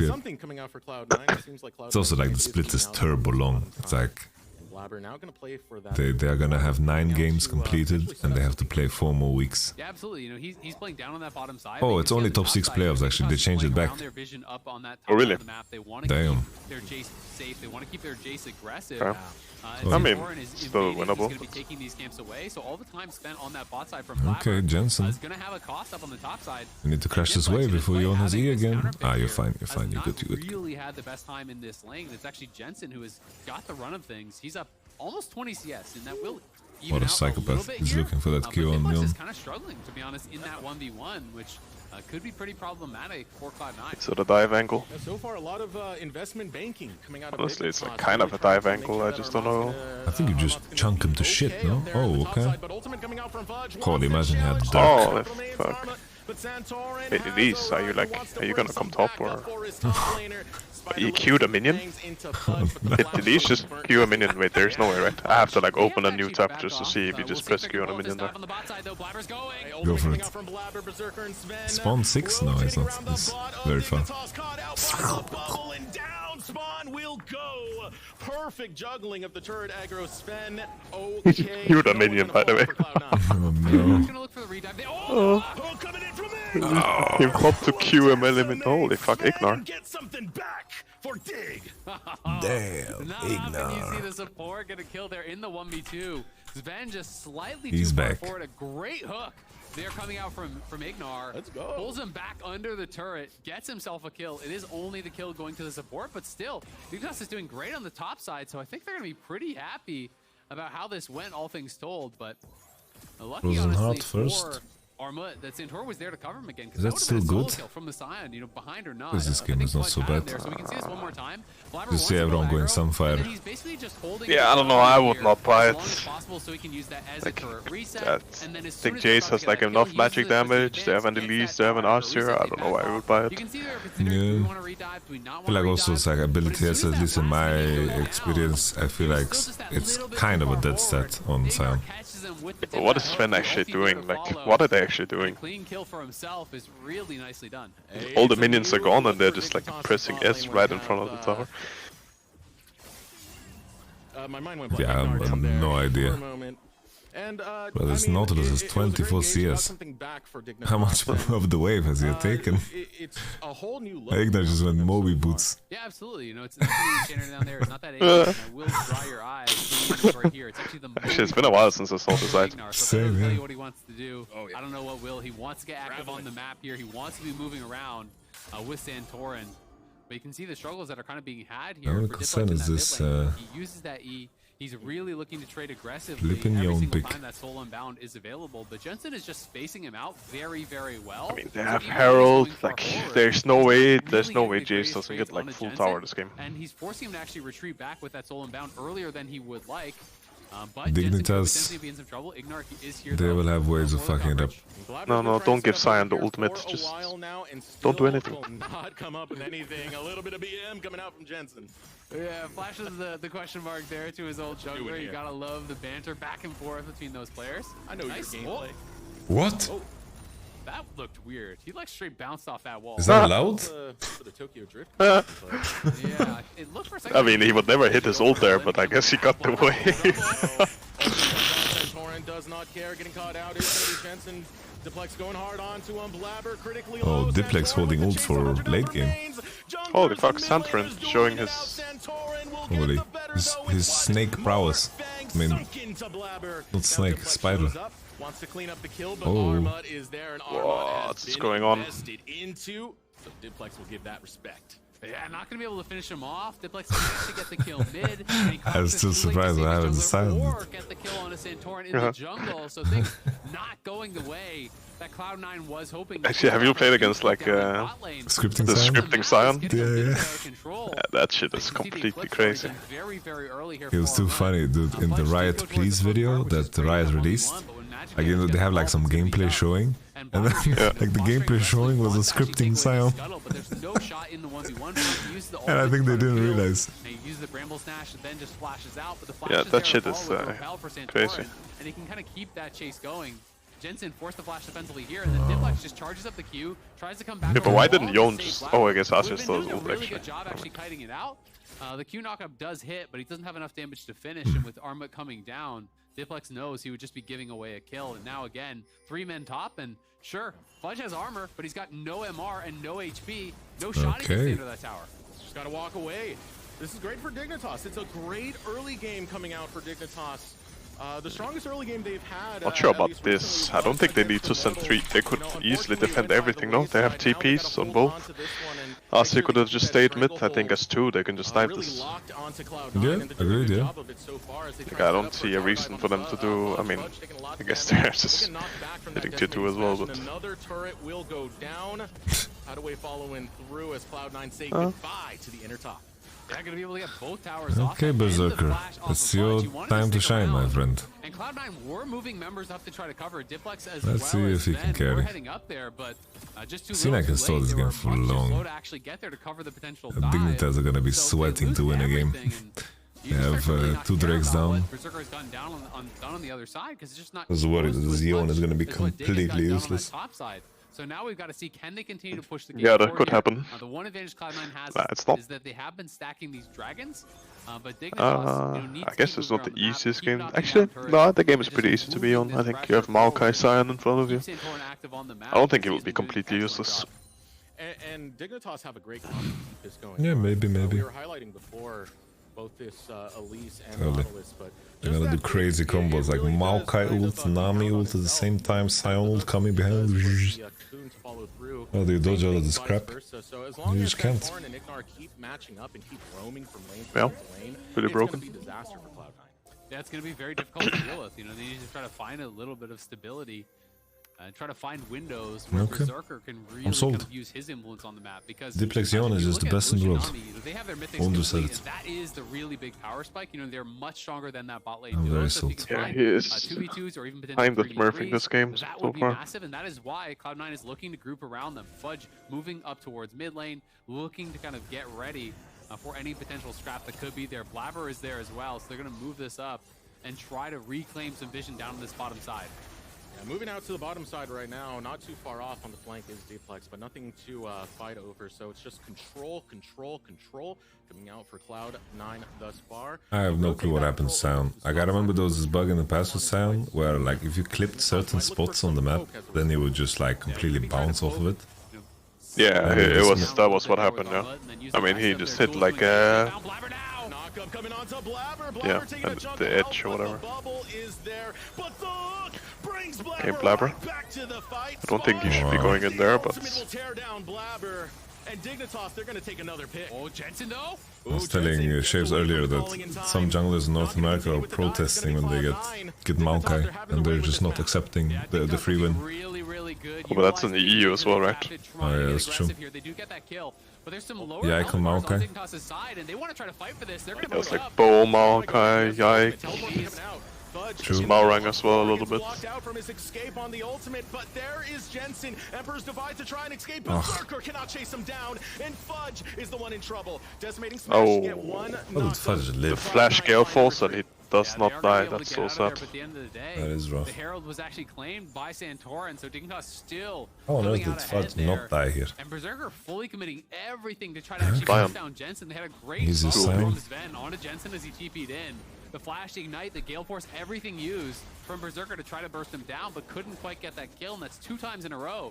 And Jensen able to get out of there with just a little bit of HP. So Cloud9, you know, desperately trying to hang on, trying to utilize their one power point on the map, but feels like they're going to need some more time. They're going to need some more items potentially here on Fudge, on Blabber, so they can get a little bit more tanky and Berserker will provide carry. more space for Berserker. That's what I'm feeling. Hopefully for Diplex, he can use that time You think to so? actually be farming up Yep, the yep. side lane, because he didn't actually join there, so he was just kind of farming that side. It could happen, yeah. Has at least I caught think up in Lucian farm has like... Jensen, and I mean, completed it's his not mythic, so we'll start to become a easy pretty to big play threat as Jason this to game this, goes I on. think. Now, Like walking Lucian could like just minute 20 before jump out and one-shot you randomly. Yeah. And it's going to be an early setup coming out for Cloud9. During the setup, it would be nice to see Dignitas go for a little I like bit Night more Harvest right here more on because they do Liz have that than big Proto work Belt with, most of the time. Get some early vision into that river. You still have Jensen over towards the I think Night Harvest is a very underrated item. control the river for now. But Protocol, you get a magic pen, right? Yes. Yes. Just throw those saplings out. He's I guess playing that's the Mock like- Embrace, who has a little bit of AP behind him. Yeah, I don't know. They It's like wanna the get move these speed of the stacking dragons, proc, and the that's their main stats, advantage. like Fudge is trying to play bodyguard you get here more on the AP, side, more ability but haste, quite a bit of damage that Sven will have to heal it up. and the proc is a decent amount of damage. Battle line's drawn right here. Cloud9 looking to turn Yeah, this game I mean, I think- around. But Dignitas have been in the I don't know if driver's seat for the Protobot most should get a part. buff or something, but there's not a lot of people actually buying Protobot, right? Yeah. Back in is Blabber. Tidal wave comes in too late Oh, Yeah, that's they fine. can kill Naughty. Now Berserker able to get one right back onto Ignar. Okay. With that one Yeah, that's kind of the issue, I guess. for Ignar and Cloud9 They can't really still get out control if he river. goes in, They won't he's just control dead. the river, but they've lost control of mid lane. Sure, you cleared out the wave, think but Sion there's can also still the play a Herald there, lot and this slower. charge, could be very problematic for them. That tower is incredibly low. They're desperately I mean, trying to if clear out Sion this mid ulted lane the wave so flash they hook can from actually move Nautilus, that would have towards been I think Sven's position is so troll. What's he doing on the flank? Jensen chasing through. Why is Nami here? I don't know actually Is what's going on. Retaliation from Cloud9. Oh! That's why he's doing it. That's why he's doing it. He's placing the wards for his homies. Oh, Spawn, that was not good. Ah, Shiba. Ah, Shiba. And his third Drake. Ah. Armutke. Trade, you know, was top lane for support, which is in the favor of Dignitas, but the problem is Right, Armut, catch the wave. top Come on, laners you can do TP, it. supports don't have it here in this game, so Fudge respawns, he TP's right Ignat's back in, catching has a the waves, great flank ward, buffing his and they're able numbers. to get so much with that. Dignitas pushing past that mid-tier 1, not tracking the Wait, fact that why Fudge is he could actually basing here? TP back into that fight, really punished them. You know, they were trying to actually Wait, doesn't he just kill this wave, or or? Cloud9's, you know, 2 different It's groups, TP, okay. but they get wrapped around on, they get completely wiped out. And this is kind of where things start going wrong. And this is much earlier, I guess, in that fight. When Fudge actually does get caught out, he gets cocooned. There's a Hex Flash into the hook. Really nice initial engage there. And they do get the skill down, but then Igmar wrapped up. Oh, I guess here, it was a 5 cocoon that hit, Blasters actually. ultimately. They burst Yeah, him never mind. down. And then as we're going to fast forward, I assume, through this first turret is taken. And this is kind of that problem. They lose track of the fact Let's that see what there's happens to wards Spawn behind here, them. There's because pink ward apparently here. Spawn The ended. ward actually gets dropped as well in mid lane. You can see the pink ward get dropped immediately there. Oh no, he just flash eat and didn't hit. Way back in base. I mean, it was like at the end of the fight, so it didn't really matter. Yeah, it's okay. It looked like the feather call was That's potentially used a okay. little bit too early. Couldn't actually connect there onto Yeah. Berserker as he looked for the R flash and then the He's feather like call, 100 but CS behind. didn't actually find it. And it's having a bit of a pretty laugh fucked, and yeah. knows that's not a position that they should actually be winning from. But now Dignitas has lost their advantage, and Armut's in a lot of trouble with no flash. Oh, in a world of hurt right now. Curse Jay's game. It's a classic. And Cloud9 have taken Yes, classic indeed. taken control of this game right on back. Yeah, they're right back in the driver's seat here. This is a great early game from Dignitas. has unfortunately for them been kind of thrown away. They are still up to a 2K gold lead, but it's soul points for Cloud9. You know, their carries are really stabilizing. Berserker is massively ahead of Spawn, and Diplex is going to become. But this also happens in the eastern regions now, the Jace games. Yeah, true. True. Quite a bit of gold in pocket. It is just the champ. Not much you can do about it. Yeah. Will be like even T1 had one of those games. Nice knocker coming up for Fudge, but how disheartening right now for Dignitas. They're still looking for their first win on the regular season, Azael, and even when they got a 3K gold lead in this early game, it's all starting to slip by. Yeah, absolutely, and that is the difficulty, right? You know, they got great leads up on the top side, but Spawn was falling so far behind Berserker, and in this meta, it's so much about playing around your bot lane, about really facilitating those AD carries. And Cloud9, you could see at all times really knew that. Even though Fudge was very far behind in the 1v1, he's not trying to play to actually get more farm or experience for himself. He's just moving mid and saying it doesn't actually matter if I lose the 1v1 because I'm going to be here to enable looks really hard for them. him in a position to really succeed, and that's going to be the difference for them. And Dignitas, I think, just got sloppy, you know, for one moment there, lost track of the fact that what do you think about these TPing back in on Spawn. Yeah, I don't know. And Cloud9's going to punish you for that. Like, I don't think it's winning to go like Shadow Flame on Elise and Azir. This property belongs to us. I feel holding steady for the time being. you're not gonna be like you're gonna have like a little small window where you're potentially like stronger than what you could have been. Yeah, but I guess what would you actually go on Azir? Yeah, it's kind of rough. It's like MR is gonna come in now on the next item for everybody. It's kind of bad. They know this game is getting out of control. Look at that shock blast, half of the HP off Sven, and Jensen is here with Santorini. could make something happen. I mean, they don't have Marco ults, they don't have Lucian ults. Oh, the Yon moment. It is so bad right now. As Berserker will take another, and Cloud9 will take the Red Bull Baron. Yeah, about 5 minutes. It's a lovely game, Wonder. Puts Cloud9 from glad we could enjoy it together. It's sad to watch, yeah. Over these last I mean, they have like, I don't know. For what is going to be Soul this is coming up in kind of weird. I think what lost them the game is honestly what they did when they went like 3P. I mean, I guess it turned out kind of good actually. They got tier 2. Yeah. I think a little bit of a gold swing there. Just I think they could have just caught, they could have like dove top and also caught like every, like I'm just saying, like Saya is just so far behind. Yeah. That was like the bad part about the whole, because Saya walked into mid, had no mid wave, and then like walked into top and just looked at everyone else on the team getting gold. They're not going to have any way to approach this Soul and try to contest it. Yeah, yeah, it's a bit rough. The Zaya got the Steve treatment. But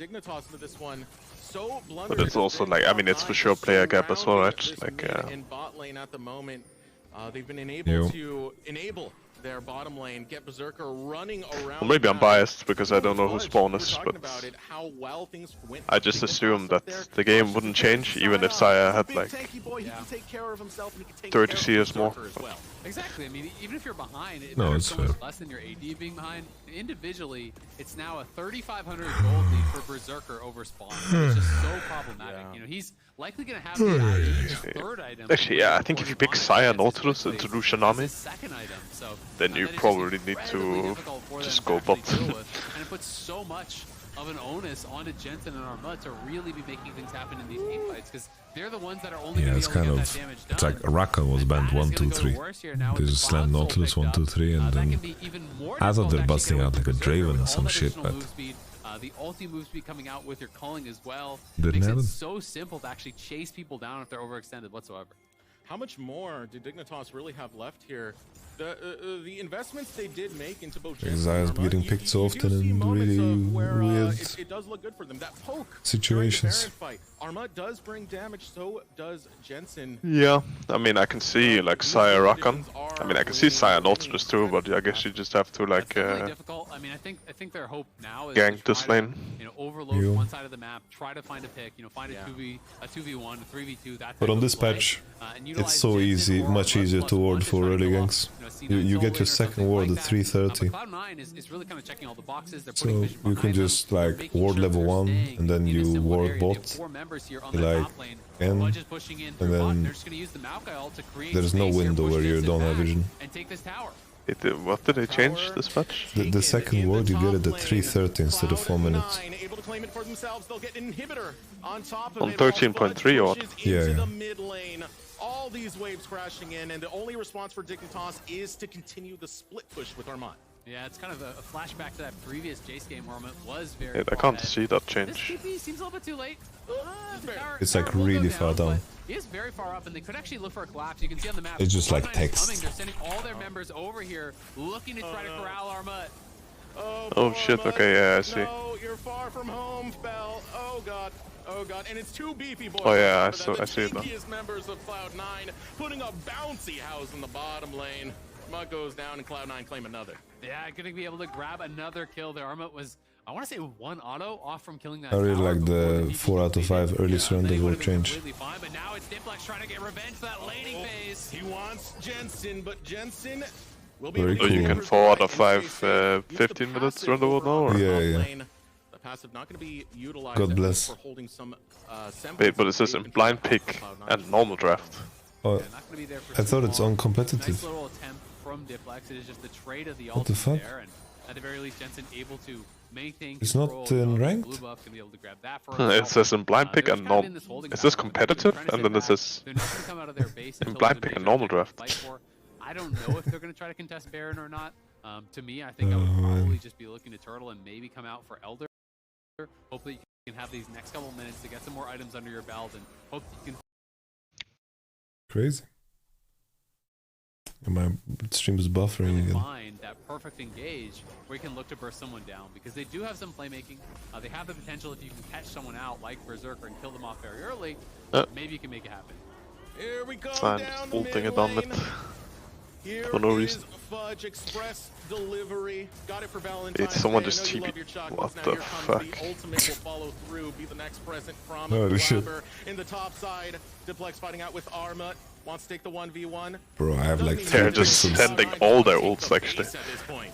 Yeah, I mean, Jensen TP's into the defend, but he had to flash out, and now Santorin's in trouble. The flash from Santorin keeps him alive. Cocoon lands onto nothing. Teleport coming through from Diplex, coming right off of the respawn, and another inhibitor is forfeit for Dignitas. Bro, I have like 5 pixels on my screen. My internet is completely giving up. From Sven, steps forward, looks for a chunk, and he's just constantly poking away at It's just spawn, Dignitas gameplay is just censored. squishy members have ways to actually heal it back up, making it very, very difficult for them to ever exit their base. Yeah, Now, I don't really know, like, how would you approach this game in review? All the vision. That's the only ward that was out there on the map. Bro, it's like, it's really rough to... There's nothing. There's literally no like, vision on this entire you just hope that your coach can point out that, so they're not even yo, try. They're just gonna see you guys in the bot lane, you gotta fucking work out.